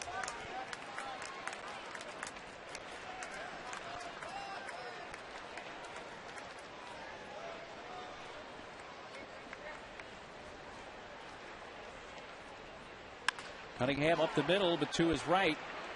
Backhanded by Barbas. High throw, but in time. We've talked about Jorvik Torrealba getting beat up behind home plate. And, you know, if there's a guy who's an inspiration, I think, that tells you a lot about the guy and the way he thinks and presents himself on the team. He's always upbeat. He's a cheerleader for not only the team, but for, you know, his teammates. He's getting beat up back there. He's got the gear on, getting ready to go back out there and talking with Kachi and Corey Lukey. I think that tells a lot about Torrealba. Stepped right in and became one of the leaders of this team. Absolutely. Clayton Richard takes down low. 2 balls, no strikes.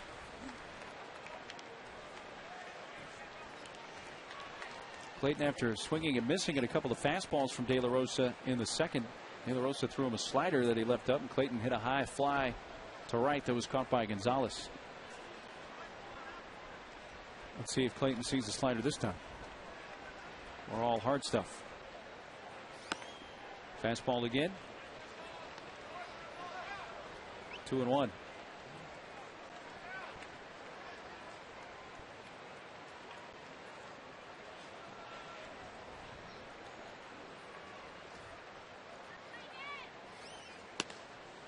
Wave and a miss. How about De La Rosa? He's got a little bit of the Ted Lilly pause at the top of the delivery. Yeah.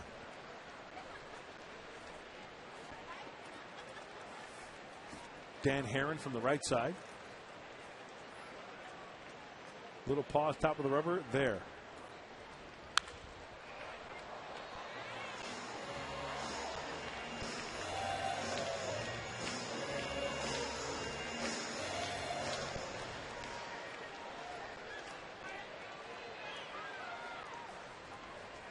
By the way, getting Cunningham to lead off the inning the first time today that De La Rosa has gotten the leadoff hitter.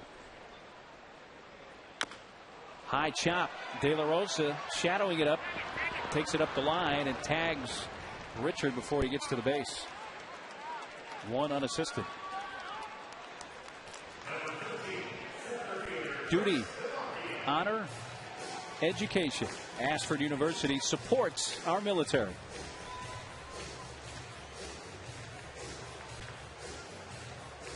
Marine recruits having a day at the ballpark on this Sunday.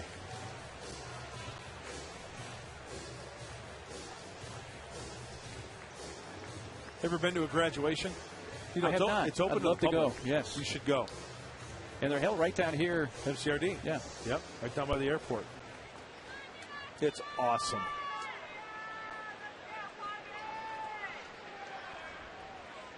Top of the order, center fielder Kristen Orfia. Ripped down the left field side. Will it stay fair? Indeed. Bangs up against the fence. Corralled by Spilborghs, his throw to second late. A stand-up double for Denorfia with 2 outs.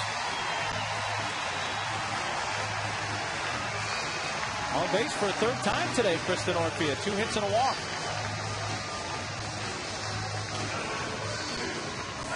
Kristen Orfia trying to wake up the Padre faithful and the Padre bench with the first pitch offering fastball. If he elevates this ball, it's out of the ballpark. You know, Kristen Orfia is one of those guys also who doesn't get cheated when he's up there. He gets a fat pitch and he'll make that pitch repay.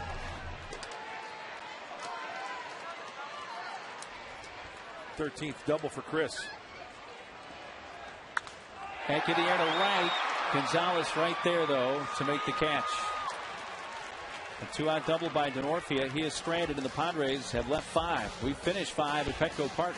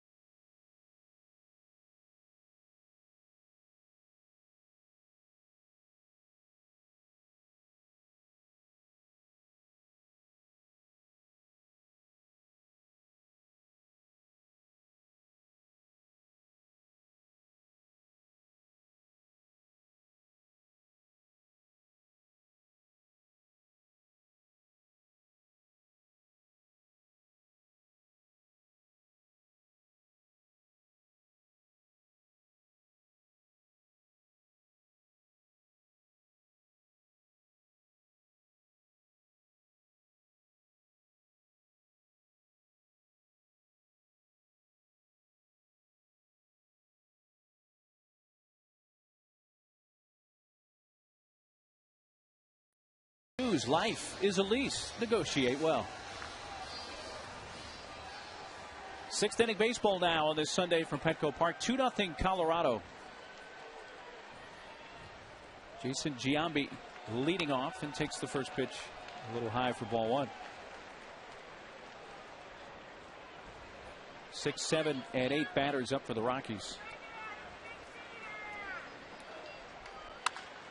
On the ground, right to Tejada with the shift on. Fields it on the first base side of the infield, but that is a 6-3 putout.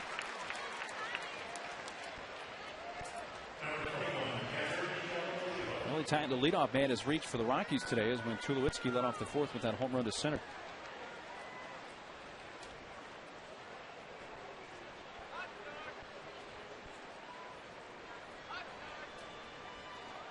Levo has singled his first time, doubled to left in the fourth.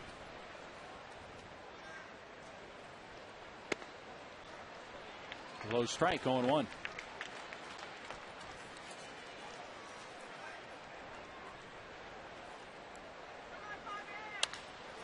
Levo guides it to right, coming in Ludwig. Headlong diving catch for Ryan Ludwig. 2 down. I don't know if he had the time to get there, but Ludwig making a nice play there. Doing more on defense, brought to you by the Home Depot. More saving, more doing. That's the power of the Home Depot. With the way this ball game is going, Clayton Richard is on his way to another quality start, and Ryan Ludwig realizes, you know what? I've got to keep Rockies off the bases. I've got to lay out. That is a huge out for his pitcher. Try to keep it at 2, limit the base runners, and get back in that dugout and try to score some points for this left-hander who's throwing a good game today. He is. That prevents Olivo from getting his third hit. We've seen Ryan Ludwig do this before. He's got a bead on it. 2 hands. Diving. Nicely done. Outside with a fastball to Clint Barnes. I mentioned it in the pregame show when we featured Clayton Richard and his numbers. He can't do it all by himself. Those were positive numbers that we talked about. I mean, this isn't, the king in his court. Eddie Feigner, 93 pitches from Richard.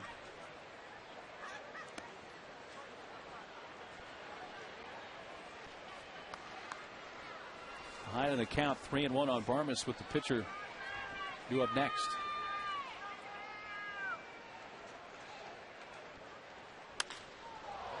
A high drive left center. Cunningham to the track, and it lands and skips over the fence for a double.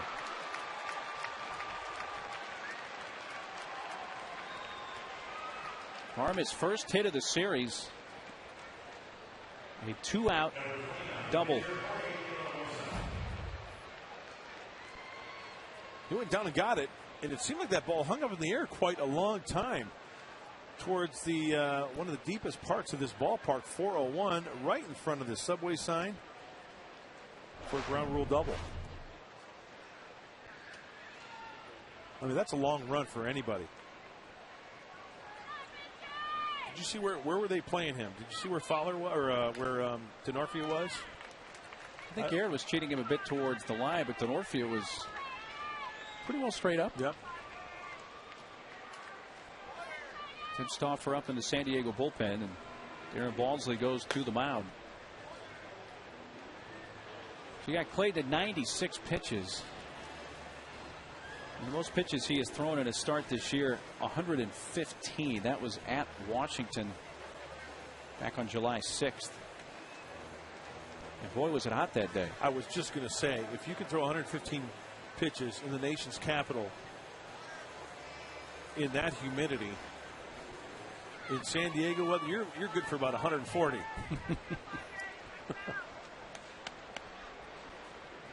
He's big and strong. He probably could do it, but not going to let him go much deeper than probably 110 or so. 105, 110. Tapper by the plate up the first base line is foul. No balls, 2 strikes. De La Rosa has hit into an inning-ending fielder's choice, as well as an inning-ending double play.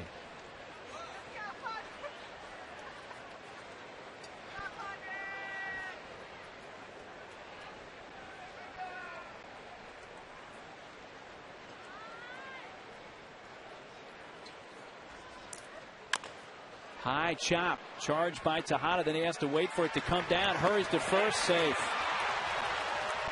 The pitcher beats out an infield hit on a high chop, and it's going to extend the inning for the top of the Rockies order. Not much Miggy could do there. No, and what's frustrating is that Clayton Richard had De La Rosa with an 0-2 count, and he gets a little help from home plate here.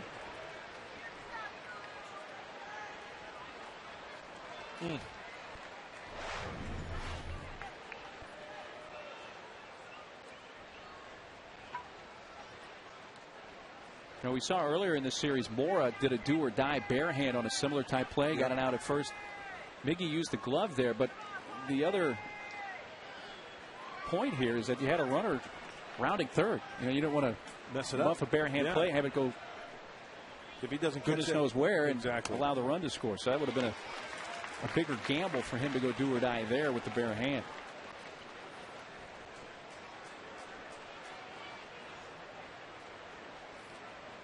Top of the order, Fowler, the 0-1 pitch. Chopper back to the mound. Clayton, soft but good throw to first to get out of the inning. Righted 100 pitches for Clayton through 6 innings today.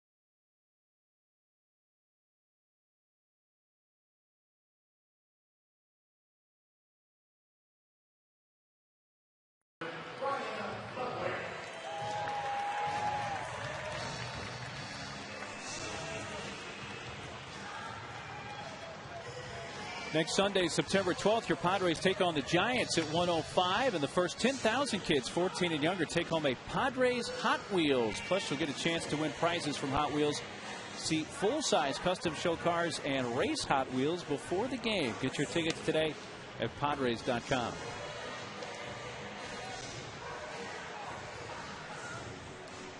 Well, Clayton, you know, he's throwing the ball well today. 100 pitches through 6 innings. He's allowed 2 runs, 1 earned. 9 hits. One pitch to Tulowitzki is left-hander. Bud Black has a little chat with him on the bench. A change for the Rockies. Todd Helton takes over at first base, batting in the 6th spot vacated by Giambi.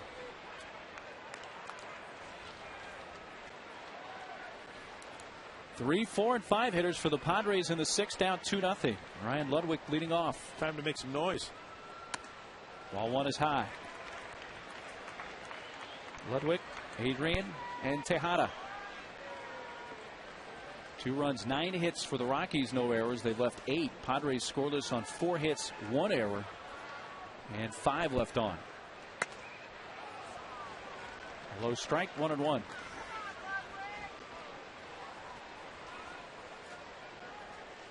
Ryan popped out to second in the first inning, swinging at the first pitch, then struck out in what was, I believe, a 10 pitch at bat in the 3rd. He gets ahead, 2 balls and a strike.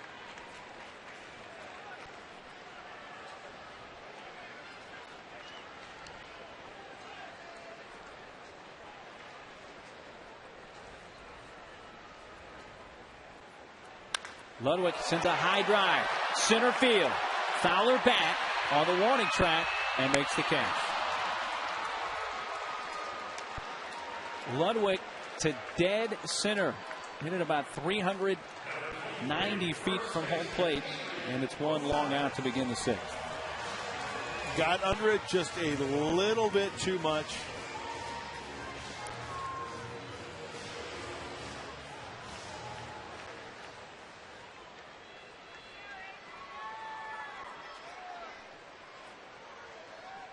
Adrian fanned in the first, then walked in the fourth and was stranded at third. Check swing, ball one.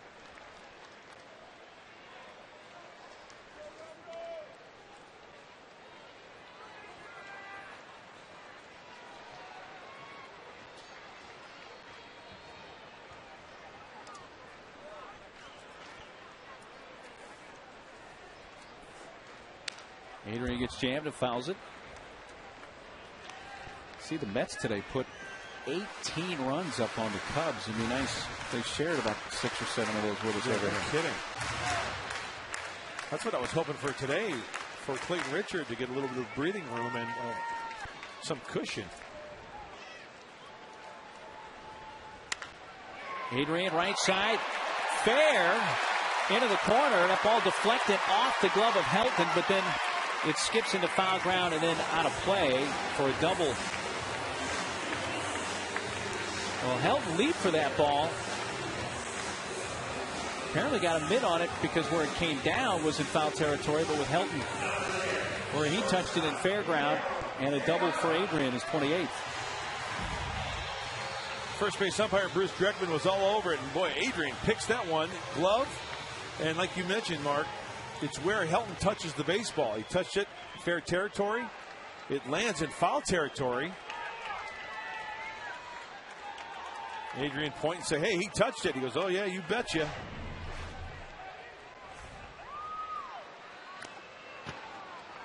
Late swing, but Tejada fouls it. Singleton stole the base in the second, and in the fourth fly to right.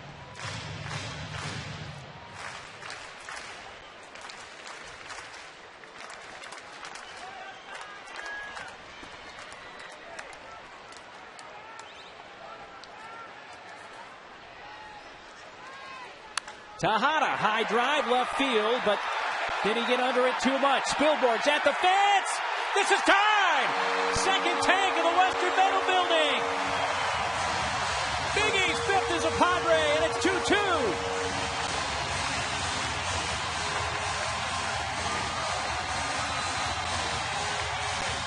Tejada playing his 2,000th career big league game today. We've got a new game here at Petco.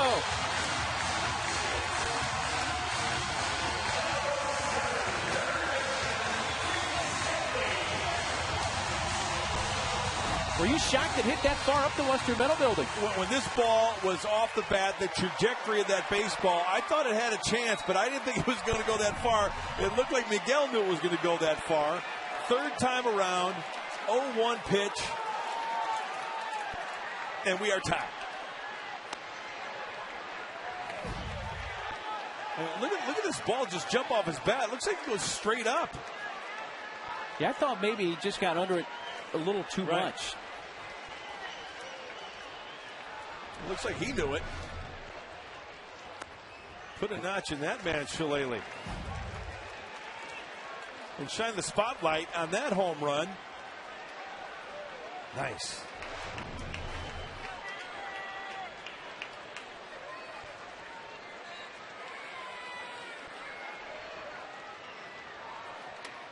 Rip and a miss by Headley.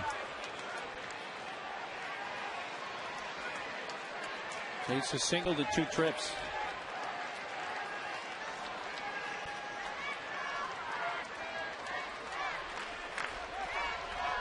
One out, base is empty. Headley backs away.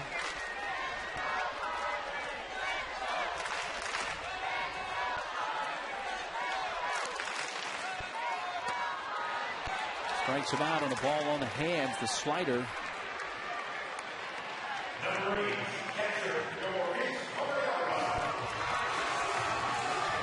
Well, he's done a great job of putting together some good at-bats. And, you know, there are home runs and then there are big home runs. You know, when you're trailing 9-1 and you hit a 2-run shot in the 8th. But when you have lost 9 in a row and you're down 2-0 getting to the later stages, that's a bigger one. And Miguel Tejada comes through. He lightens this place up a little bit, shines a spotlight on his whole team there on the bench. 388 feet is what it's measured at, which strangely enough is probably just about the same distance that Ludwig hit his ball to begin the inning, but was caught by Fowler in straightaway center field. Sometimes it's where you hit it, right? Absolutely it is.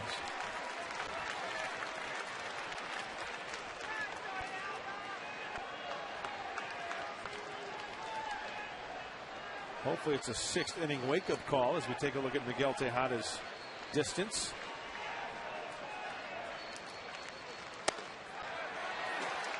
Three and nothing to Torrealba. At the 8th spot, due up next, and Aaron Cunningham. If it were to get to the pitcher spot, the Padres, I'm sure, would hit for Richard at 100 pitches. The bullpen active. Let's hope it gets that far. Absolutely. That means you're going to have base runners. Rio pitches a strike.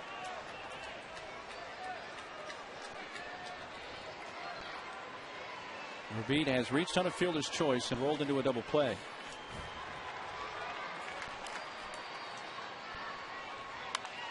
Fouled away and a full count. Padres do have Stauffer up in the bullpen. As I mentioned, Clayton Richard at 100 pitches. Yeah, I think Clayton's done. That's what I was going to allude to. It looks like you would think, especially this time of year, they talked about limiting the younger guys. Plus, you've got Spilborghs due up. You've got the lefty Gonzalez and 2 more righties after that, Tulowitzki and Mora. Right side, right at Helton, the soft liner to win the inning. But the Padres get a couple of extra base hits. Adrian's double followed by Tejada launching one to the Western Metal Building. After 6 at Petco, Colorado 2, San Diego 2.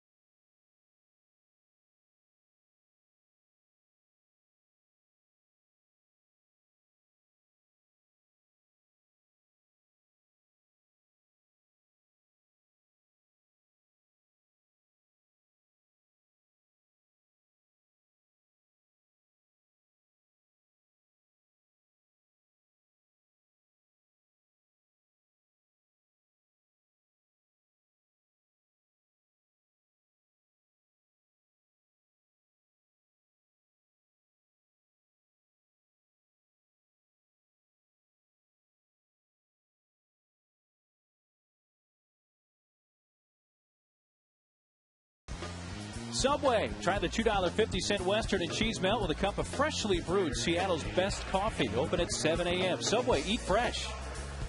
And by Cox Digital Telephone. Ready for cheaper calls? Go to Cox.com. We love having you join us on this Sunday. Mark Neely with Mark Grant and our terrific Channel 4 crew. And a new hurler in the game for the Padres is Tim Stauffer. Well, last time out for Tim was against those Arizona Diamondbacks at Arizona. That was last Monday. Tim threw 3 innings. Gave up a couple of hits. He's had one heck of a year. Especially, you know, before the appendectomy was throwing well. Had all that time off and coming back from the appendectomy. And That's good to see. Chance for him to get a victory. A 2-2 game into the 7th. Part of the order for the Rockies: Spilborghs, Gonzalez, and Tulowitzki, 2, 3, and 4.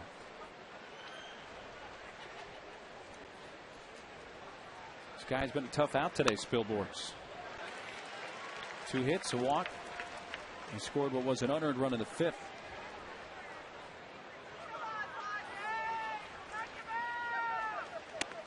Strike 2 from Stauffer.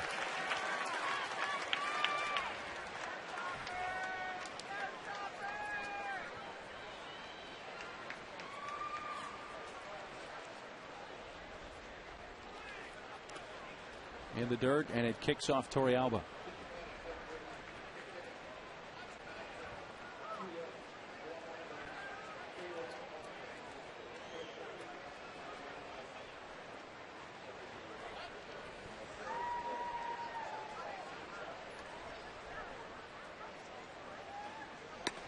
Got him looking on the outer half. Fastball strike shot. Spilborghs is retired for the first time today. Our comparison today is brought to you by the San Diego County Toyota dealers. And for Carlos Gonzalez, Cargo, if you look at the numbers on the road, pretty darn good. The numbers at home, astronomical. At home, he's clutch, Cargo. Yes. Along with Paddlefoot. I'm kind of dating myself there. Par for the course. You know what I'm talking about, though, right? Paddlefoot. Remember Clutch Cargo, the animation? Yeah. They have the human lips moving. Yes. Why don't you drop a Johnny Quest reference on us next? It's the 1-0. Fouled out of play. His friend Haji. Right? Haji, yeah. Race Bannon and the whole crew. It was a pretty hip crew back in the day. Yeah, it was. They don't make them like they used to. What was the dog's name? Bandit. Bandit. Yeah. 1-1 to Carlos Gonzalez. Breaks his bat, flared his left center field, and it drops in front of Denorfia. Second hit of the day for Carlos Gonzalez.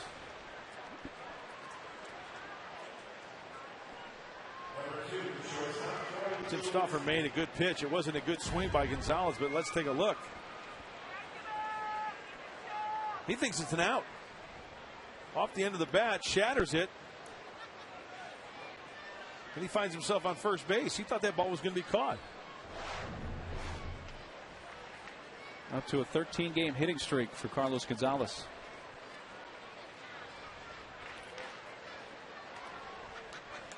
Rally monkey, huh? Yeah. Fryer. The Fryer. First pitch swinging. Tulowitzki just dumps it down the line and right, but foul. Well, I had some bad visions when that one left the bat. I was thinking along the same line. 6 innings for Clayton Richard. 2 runs, 1 earned, 9 hits. He walked 3, 1 intentional. Struck out 4 through exactly 100 pitches.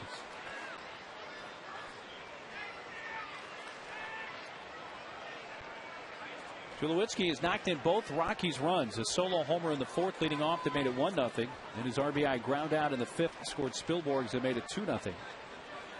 Tejada tied it in the bottom of the 6th with a 2-run home run off the Western Metal Building.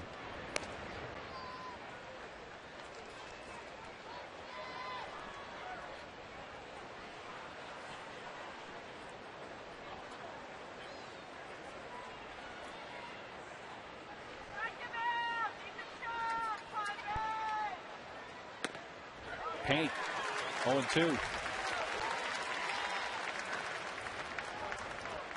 That 0-1 pitch to go 0-2 Paint was brought to you by Sherwin-Williams. Why don't you go sell that one? It'd be a natural, wouldn't it? Hey, that wasn't the roller. That was the number 2 camel hair. Yeah. Getting in the fine point. Exactly.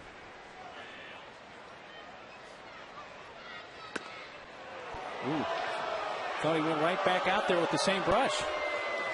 What happened? Didn't get the call. He had the drop cloth laid nicely. Had a little tail back to the outside corner.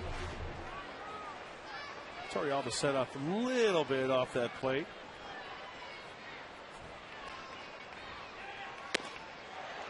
That one did tail away.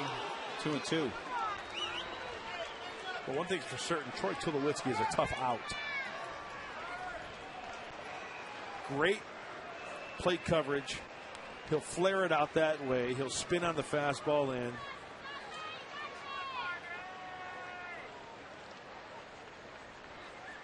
Two, and it's a check on the runner. Just does not give away at bats, does he? Nope.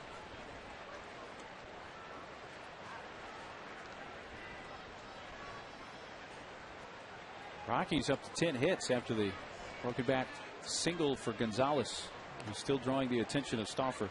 Gonzalez not only leads the Rockies in average homers and RBIs, but stolen bases as well with 21.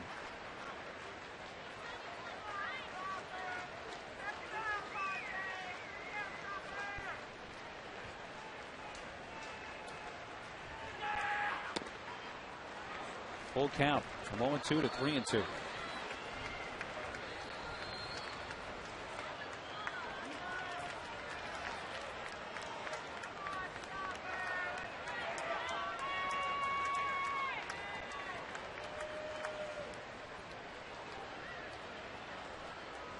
See how aggressive Jim Tracy wants to get here.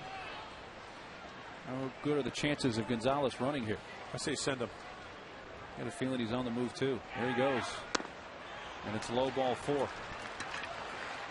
So Tulowitzki, who took a borderline 2-strike pitch for the first ball of the sequence, works a walk. Coming up, the San Diego Hyundai dealers' 7th inning stretch your dollars. Get more MPG and the assurance of America's best warranty. Go to SanDiegoHyundaiDealers.com.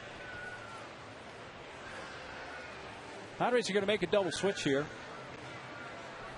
Bud Black out to talk with plate umpire and crew chief Gary Darling. We have Mora coming up. This pitching change brought to you by Discount Tire. Stop by for a free tire inspection and air gauge. Remember, if you aren't happy with one of their tires, feel free to bring it back.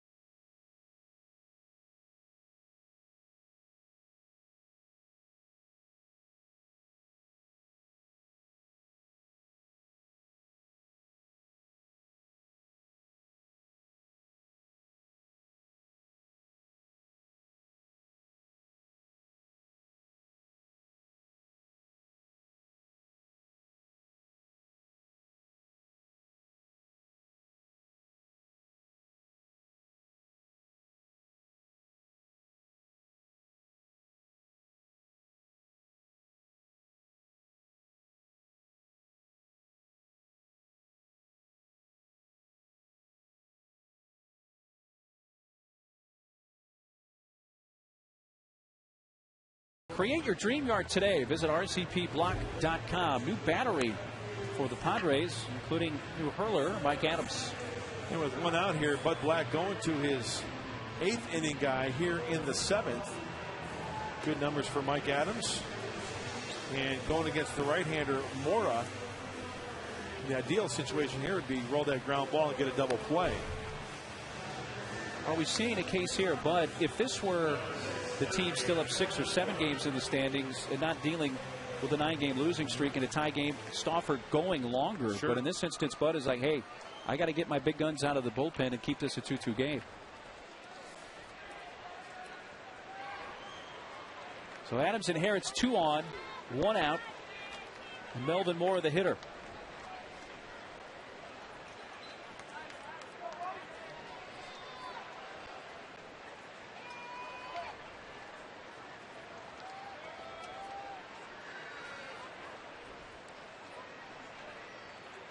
A step to second and a look puts Gonzalez back to the bag.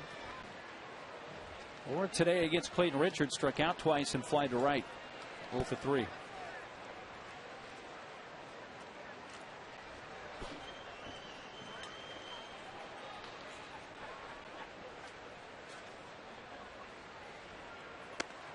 Strike 1 to Mora.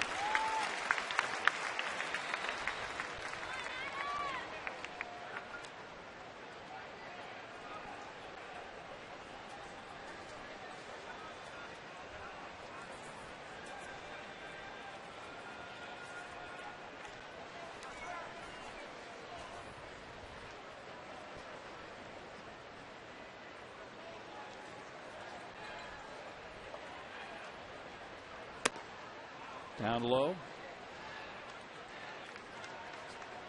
Right-handed hitters like Mora batting 184 against Adams this year. Lefty's 176, so he's tough against either side of the plate.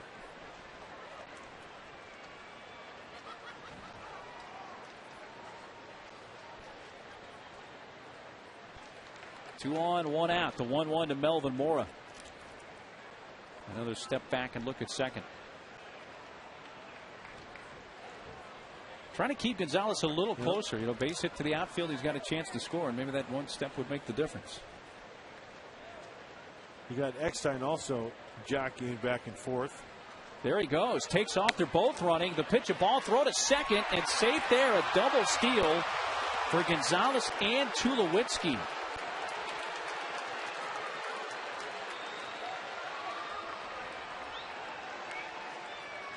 Well, they didn't let that fake move to second base deter them from pulling that double steal. It's a leg kick, and Cargo was off and running. Tulowitzki. Now the infield will be brought in.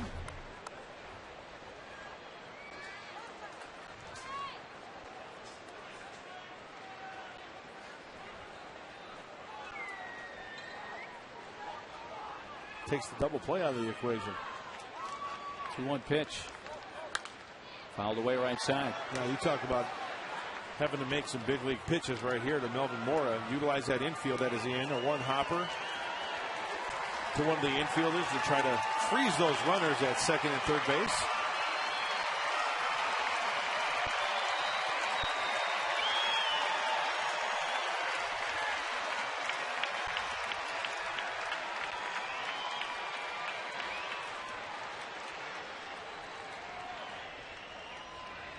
Now a 2-2 to Mora.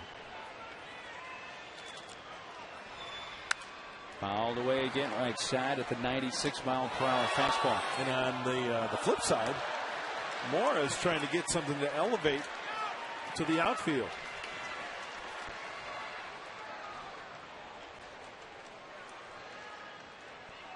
Padres talk it over. 2-2 in the 7th. Padres just tied in the bottom of the 6th on a 2-run home run from Miguel Tejada.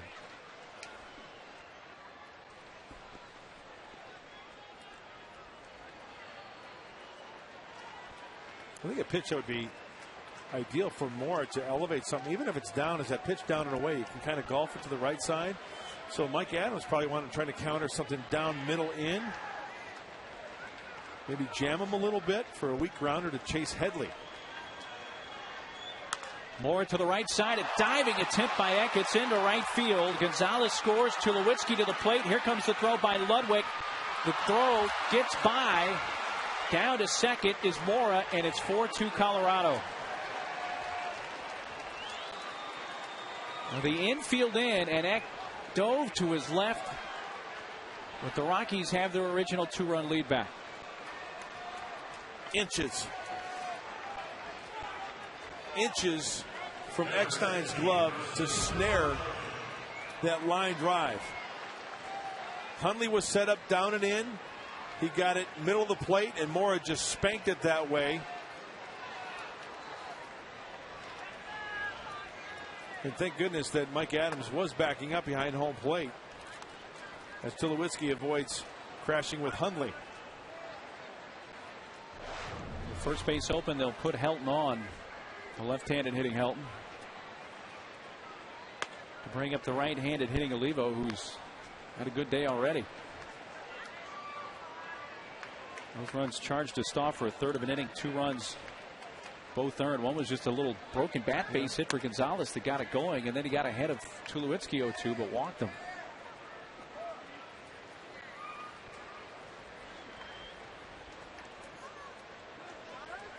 Well, the Rockies come right back after the Padres had tied it in the bottom of the 6th.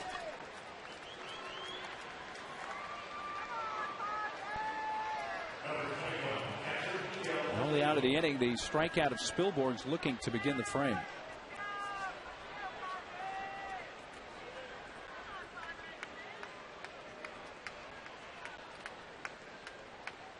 Olivo singled in the 2nd, doubled to left in the 4th, and then was robbed by Ludwig in the 6th on a diving catch.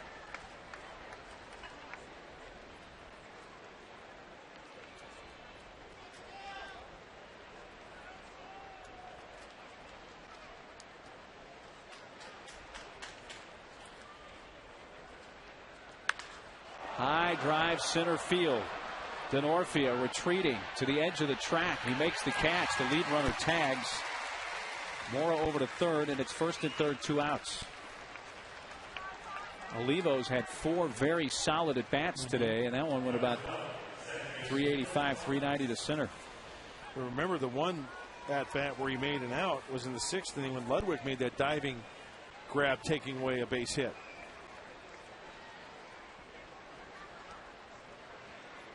Armas has doubled and walked, as well as popped out 1 for 2.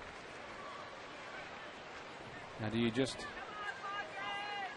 force the Rockies to make a move here, because you've got the pitcher on deck, but you would have to think if you pitch around it here, which they're going to do, even though it's second base that's open. Yeah, theoretically, base is open, so force the hand of Jim Tracy. You know, they're just getting up in that bullpen for Colorado. Rockies have a loaded bullpen. Belisle's the one that will get up, but they have what? At one point, they've had 13 arms listed on the lineup card in this series in their bullpen. I would kind of speed it up here. Leave less time for Belisle to get ready. Yeah.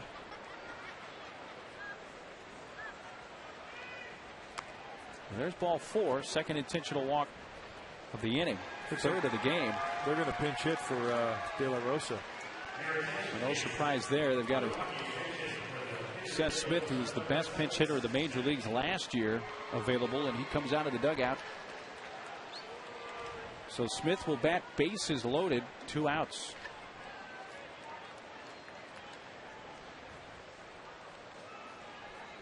De La Rosa was at 100 pitches.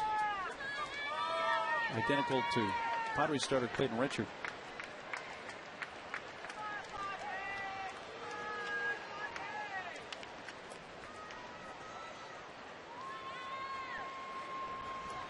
Monty Thatcher up.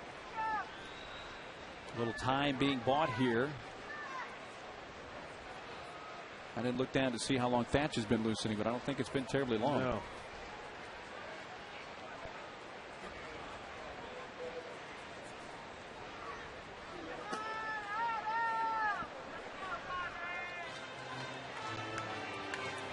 Thatcher had been up earlier than sat down.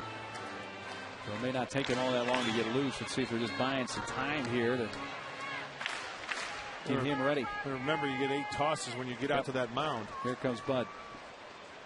So as Smith announced, the Padres will now make a change and bring in their 3rd different pitcher of this inning. This pitching change is brought to you by San Diego Harley-Davidson. Always country first Left-hander Joe Thatcher coming in out of the Padres bullpen.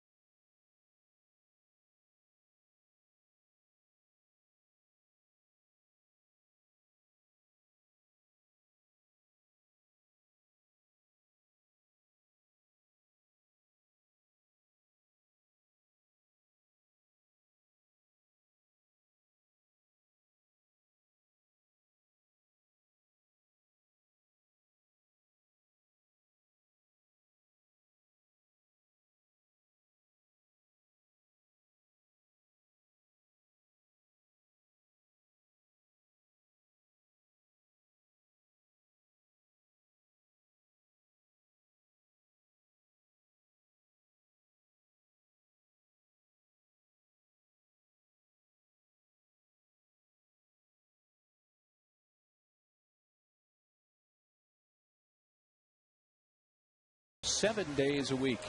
Left-handed Joe Thatcher toes the rubber, and righties 7 for 49. That's a 143 clip.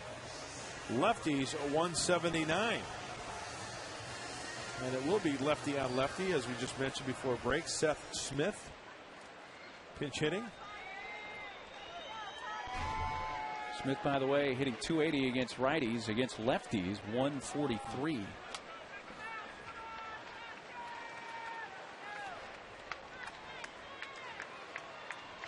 Smith led the major leagues last year in pinch hitting, a .472 average as a pinch hitter, and that nearly hit him. Wow, would that have been a downer? And nowhere to put him with the bases loaded. Right. Would have been another run.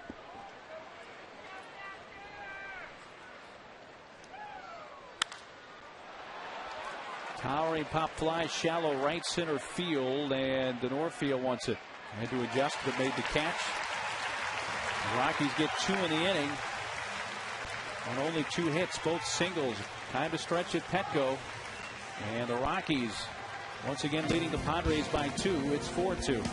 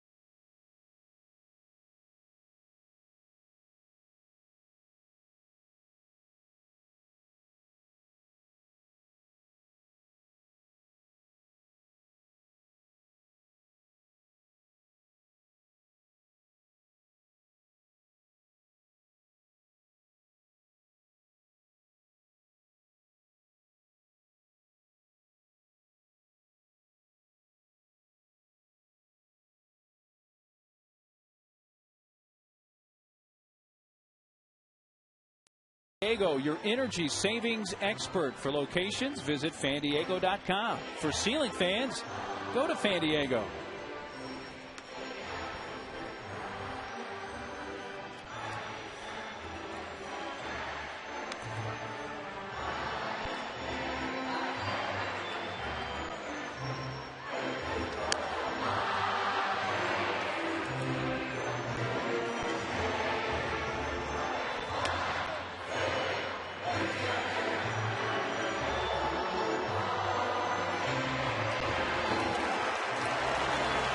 Padres and Rockies wrapping up this 3-game series.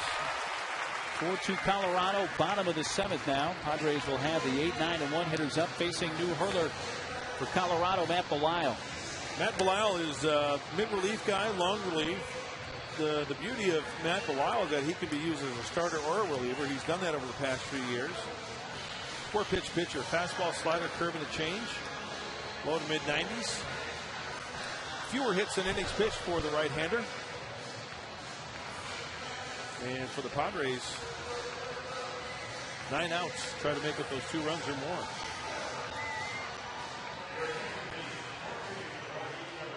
You mentioned the starting assignments he had mainly earlier in his career. Was in Cincinnati's rotation in 2007, made 30 starts. Last year had 3 different stints on the big league roster with the Rockies. A guy who missed all of the, or a good chunk of the 08 season due to ACL surgery on a right knee.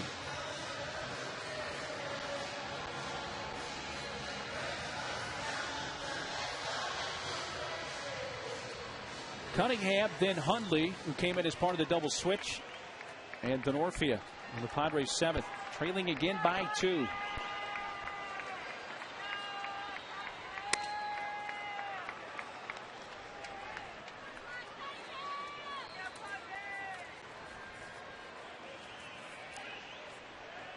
Aaron's been hit by a pitch and grounded out. That's over below, a ball and a strike.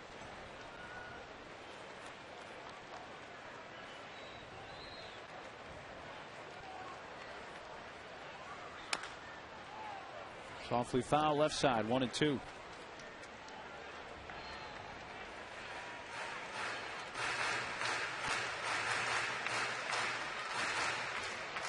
Cunningham getting the starting assignment in left field today. Just off the outside corner, 2-2. 4 runs, 11 hits for the Rockies. They've stranded 11. The Padres 2 runs, 6 hits, 1 error, which has led to an unearned run, and 5 left on by San Diego. Belisle just missing again in a 3-2 count. Well, I know that we're only on September 5th, but the Rockies bullpen ERA in the month of September above 10. You know, it's a small sample size. In on the fist and a strikeout of Cunningham, 1 away.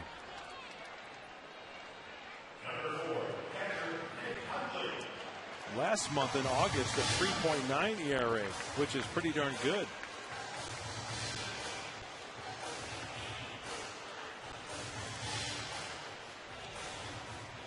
Hundley bats for the first time today. Came in the top of this inning in a double switch, so batting in the 9th spot.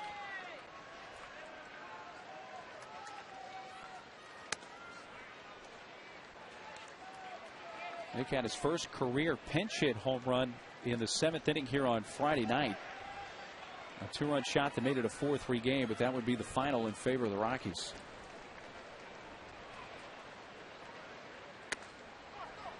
Outside, a ball and a strike.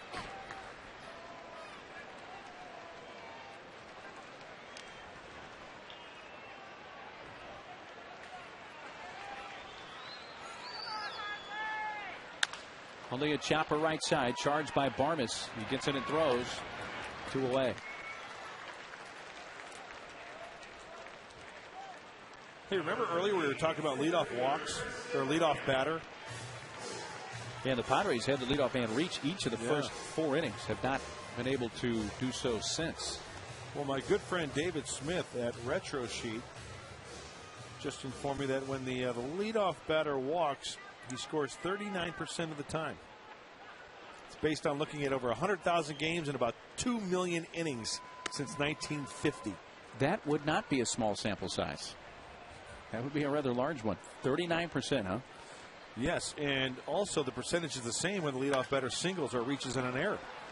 Charged by Barmes, the flip to first in time to get to Denorfia. So Belisle has a 3-up, 3-down inning.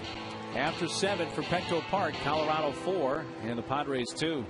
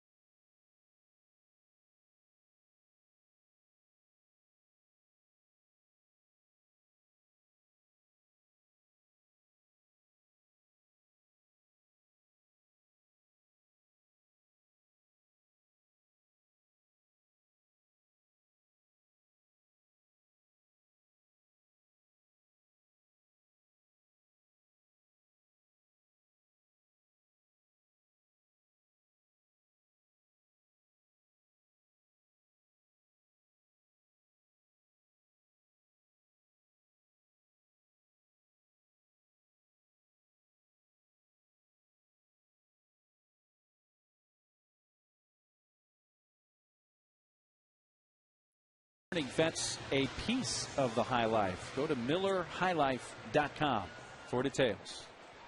Kid got his bat and ball today, and he's got, well, that's a corn dog or a hot dog or whatever, but life's good at the ball yard, huh? Loaded for bear there. Fowler bunting. Foul. Top of the order for the Rockies in the 8th inning.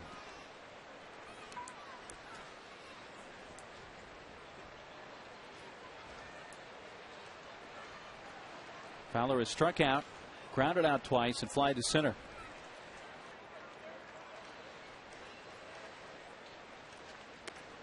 Outside from Thatcher.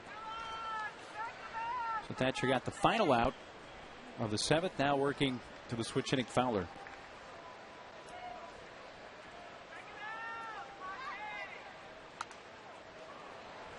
Back behind the plate, 1 ball, 2 strikes.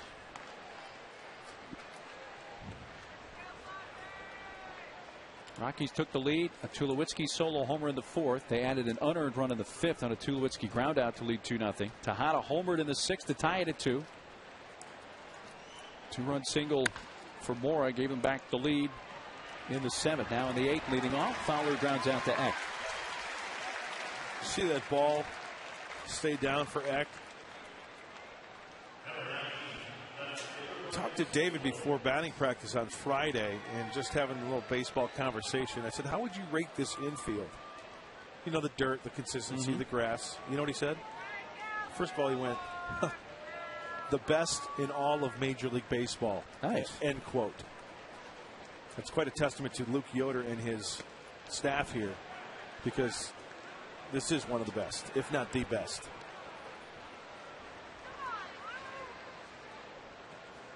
In fact, I think it was voted by the players at one of the best services, you know, like top 2. You know, usually when they rate the 2 leagues' best fields, San Diego in the National League and Anaheim rates very highly in the American League. So both Southern California teams, of course.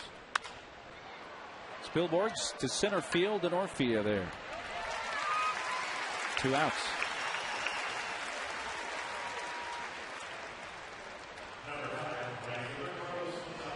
Base is empty for Carlos Gonzalez. Well, that 2-run rally for the Rockies in the 7th began with a 1-out broken bat base hit by Carlos Gonzalez. And he thought it was going to be caught by his reaction.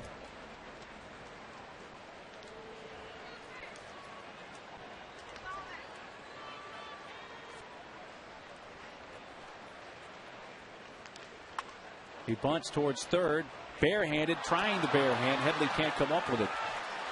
No do or die play there for Chase. And Carlos Gonzalez with a bunt hit, his 3rd consecutive hit. Caught me off guard. Hey, you don't expect him to lay down many bunts. Yeah, with the numbers that he has been putting up consistently, Chase Headley way off the line at third base. And that ball checks up on him on that first bounce. That bunt had a lot of air under it initially. So that's going to be all for Thatcher with the right-handed hitting Tulowitzki coming up. Pitching change is brought to you by Discount Tire and Ernesto Frieri coming in.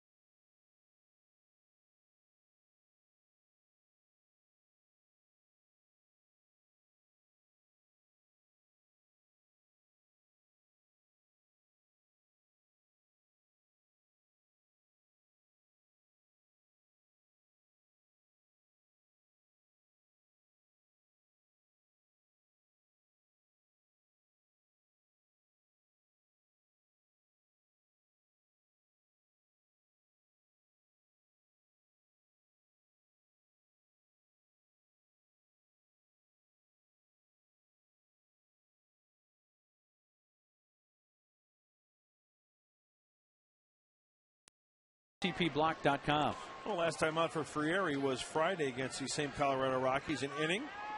Struck out 2. Go with the matchup here. Thatcher went an inning. So it'll be Ernesto against a tough out in Troy Tulowitzki. Tulowitzki has scored twice. Driven in 2.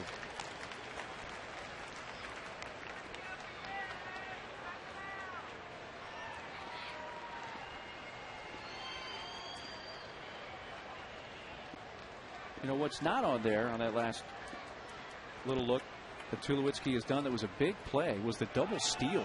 And there goes Gonzalez again. Throw down to second is high and into center field. He'll get up and go to third on a stolen base E2. And just what I was alluding to. Rockies putting the pressure on with the running game here. Yep. Their double steal. Gonzalez and Tulowitzki in the 7th brought the infield in. That was a big play. Good jump. And Nick just airmails it, and no way for Eckstein to get that one. Working underneath it. Team leading 23rd steal for Carlos Gonzalez in his 2nd of the day.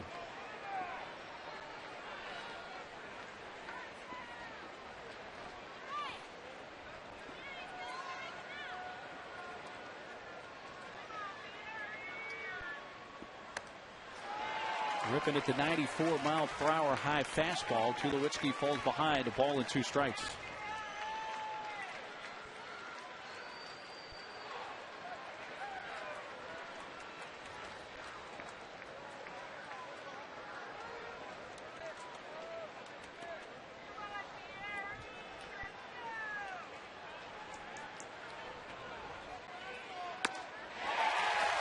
Protecting with 2 strikes, expanded the zone a bit, but reached for the 93-mile-per-hour fastball. It strikes out. Frieri fans the lone man he faces. To the bottom of the 8th, 4-2 Rockies.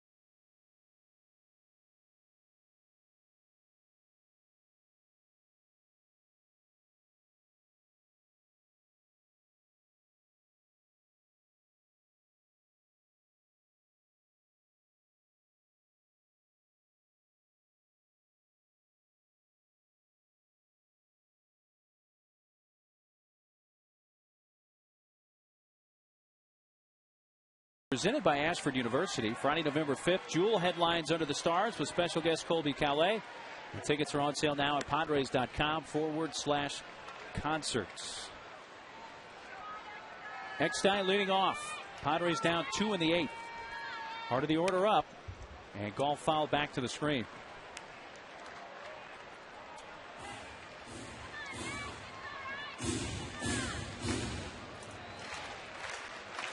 Second inning of work for Rockies reliever Matt Belisle.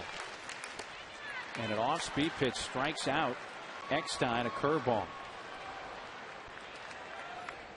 You don't see Eck strike out a whole lot. hardest to fan on the Padres team. He's the first out of the 8th. And I think that's one of the first, maybe the first curveball that we've seen out of the hand of Belisle. It was 12-6. Good bite to it.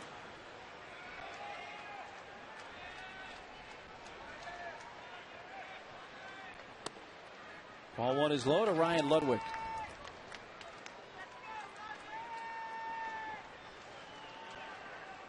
Ryan flied to deep center field in his last at bat. Sent it about 390 to straightaway center before it was caught by Fowler.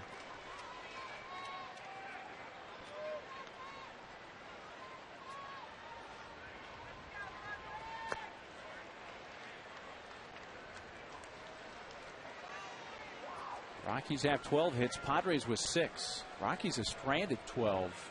Padres have left 5. Wave and a miss. 2-2.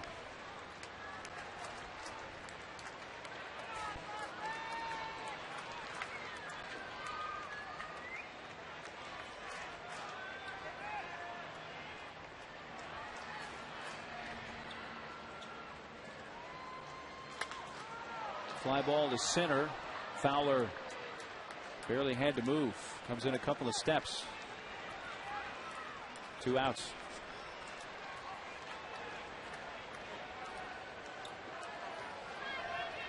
So it looks like Matt Belisle's got the curveball working and the slider. Ludwig out in front of that. Nice easy fly ball for Fowler.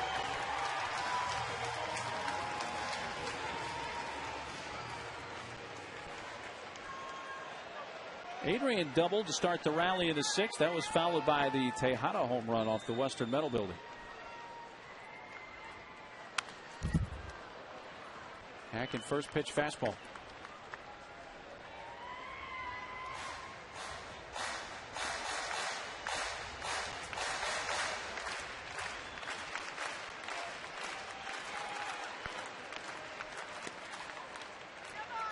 Dodgers are here tomorrow night for the first of a 3-game series. Vincente Padilla go for the Dodgers. Matt Latos for the Padres. Shift on and rolled right to the second baseman, Barnes. The Padres go quietly in the 8th. Belisle has set down all 6 Padre hitters he's faced and will move to the 9th.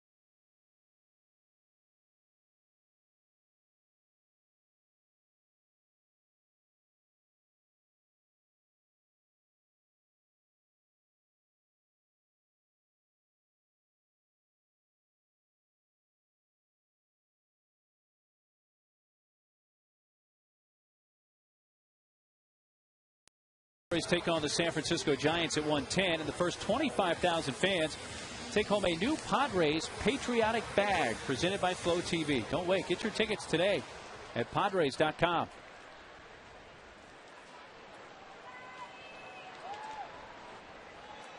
Mora leading off. 9th inning now, 4-2 Colorado. Frieri, who got the final out of the 8th. The first pitch strike to Mora, who has 1 for 4. His one hit, though, that 2-run single in the 7th that untied it and gave the Rockies their current 4-2 lead. Popped up.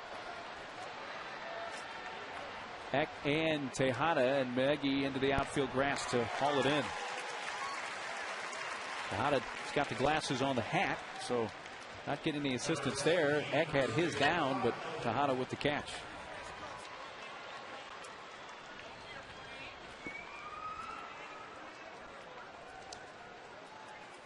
I'm going to harken back to it. The double steal by Gonzalez and Tulowitzki is a huge play in this game. Huge because play. that forced the infield, brought the infield in, and we saw Mora's 2-run single just barely get by. The throwing in Eck with a diving attempt.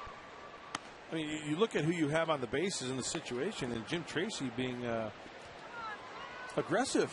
Very. You don't see that too often. You know, it's almost like, remember in parts of the year where we saw Will Venable like delay steal, there are Yes. times to do that, and you know, at times it can be a risk, but Jim Tracy smelt something, so he put the play on. Well, if his team hangs on here, they're going to be just 4.5 back. You know what else is something to look at? I mean, we talked about that Dodger-Giant game last night. That is a huge emotional boost for that Giant behind team. win for the Giants, you bet. Now they play the late game tonight at Dodger Stadium. A 4-pitch walk to Helton.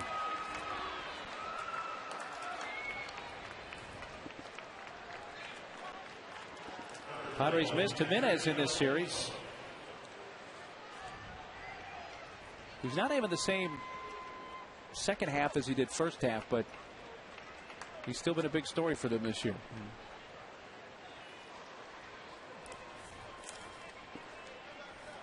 He's going to pitch tomorrow. Jimenez well against the Reds. Aaron Harang. You know, the Rockies, if the Padres don't rally here, the Rockies are going to head home for a 10-game homestand where they play very well at Coors Field, only 4.5 back. Granted, the Padres still have, 7 home games left on this homestand. Rockies 43-22 at Coors Field.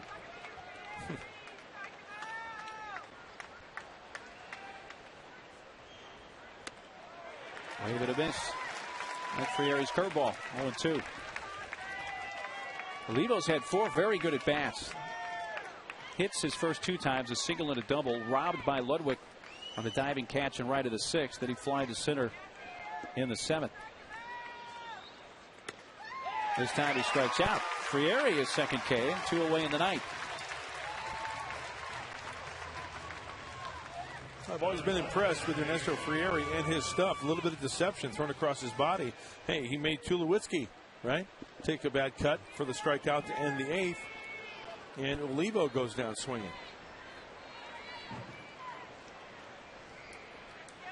Is that a kind of a Bluetooth version there? What's he got going? Looks like he had the hard wire working maybe to a radio, or he's got to keep up with all the other youngsters his age. maybe he's giving a little play-by-play to a friend, not at the ballpark. So working on his broadcasting skills. I assume he has the express written consent. Fouled back to the screen.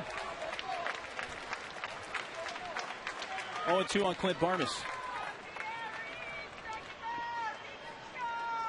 Couple of walks today, both intentional to Barnes.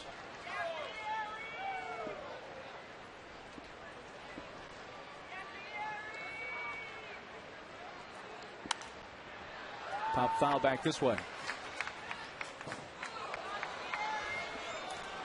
Well, looking at the Padres' ninth, Tejada, Headley, then the pitcher spot due up. 5, 6, and 7 part of the order.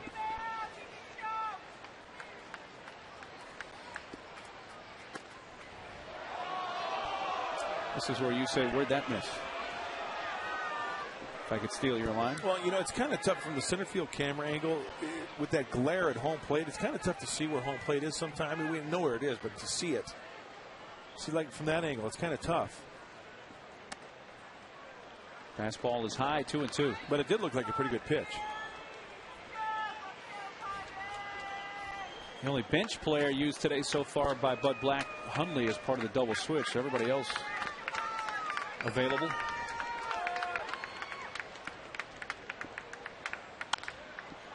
Little flare to short right. Ludwig coming in, has time to make the catch. A walk and a man left on. Rockies are now stranded 13, but the last chance coming for the Padres to the bottom of the ninth. 4-2 Colorado.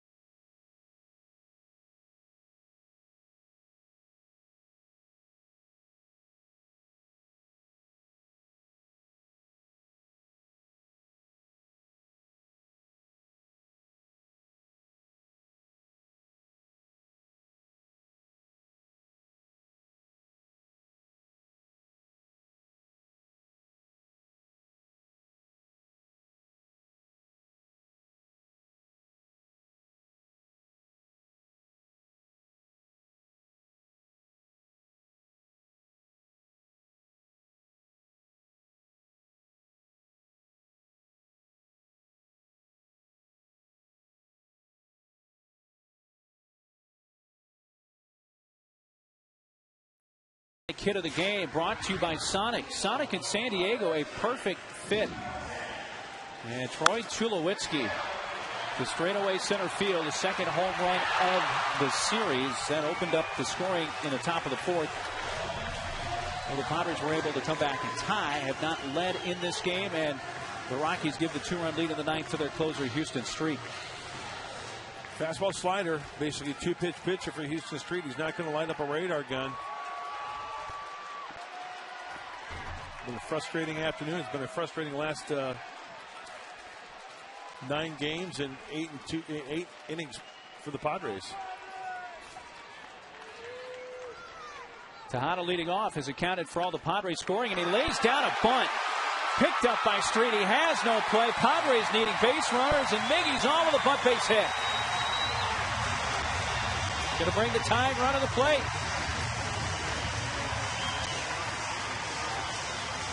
What a smart play. Sneak attack and perfectly executed. You know, we talk about infielders making the do-or-die play barehanded. I'm surprised he didn't let that roll. I was going to go foul. I was just going to say the same thing. It looked like that ball had a little tail towards the line. I mean, there's no way he's going to get him anyway, right? Right. Firing everybody up and then giving the team the old spotlight.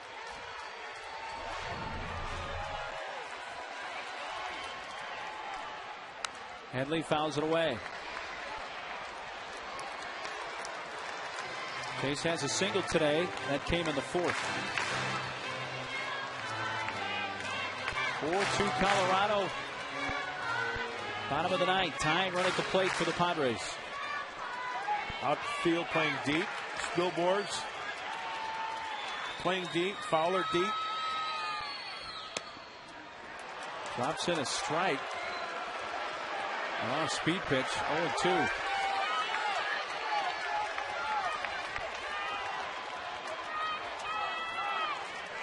Stairs on deck. Pitcher spot due up next in the 7th hole of the order.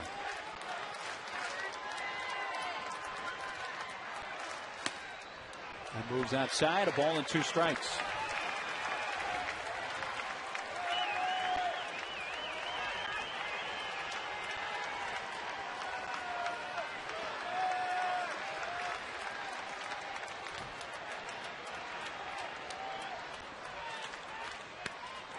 A little behind it, and Headley strikes out, 1 away in the ninth.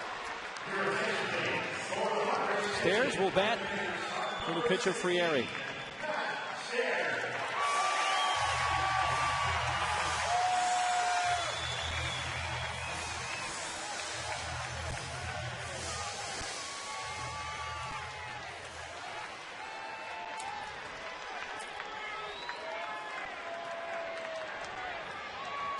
Stairs 9 for 42 as a pinch hitter this year. 2 pinch hit home runs. Swings at the first pitch and fouls it out of play left side. Pretty good numbers in his career against Houston Street.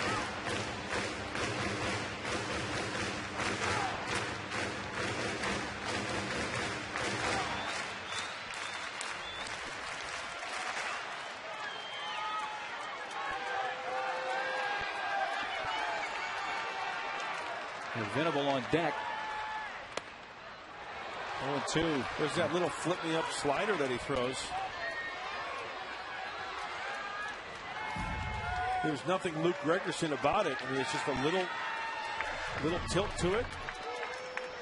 Tries to backdoor it once in a while.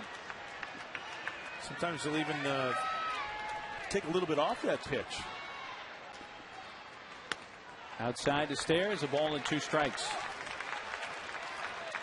Seems like the same type of sequence he threw to Chase Headley, huh? Very much so. And now he misses with a fastball away, and now let's see if he tries to go for the kill on the outside part of the plate with another fastball. Because that's how he struck out Chase.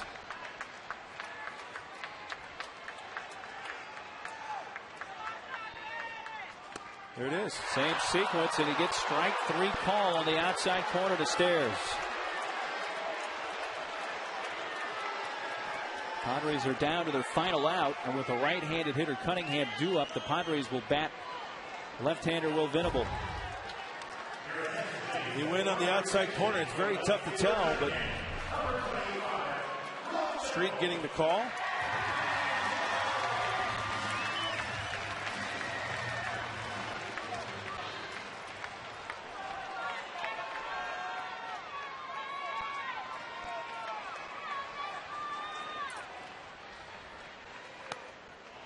A little bit low.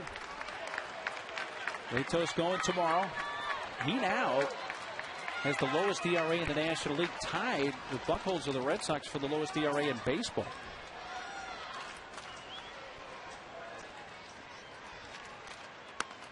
Outside 2-0. Latos against Padilla tomorrow night in the first game of the 3-game series with LA. On to do the pregame show on the air at 6:30.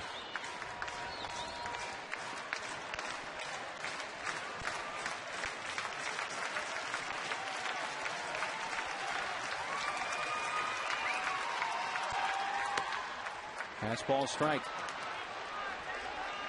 An 89-mile-per-hour fastball from Street.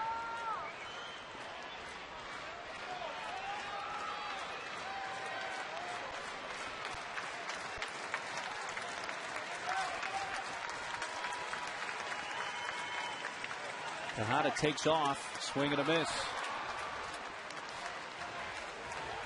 Indifference allows Tejada to go down to second. Padres down to their final strike.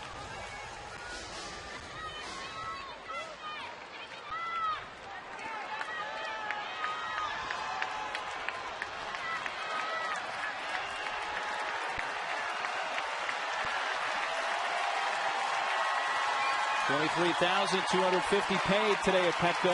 Getting behind Venable and the Padres.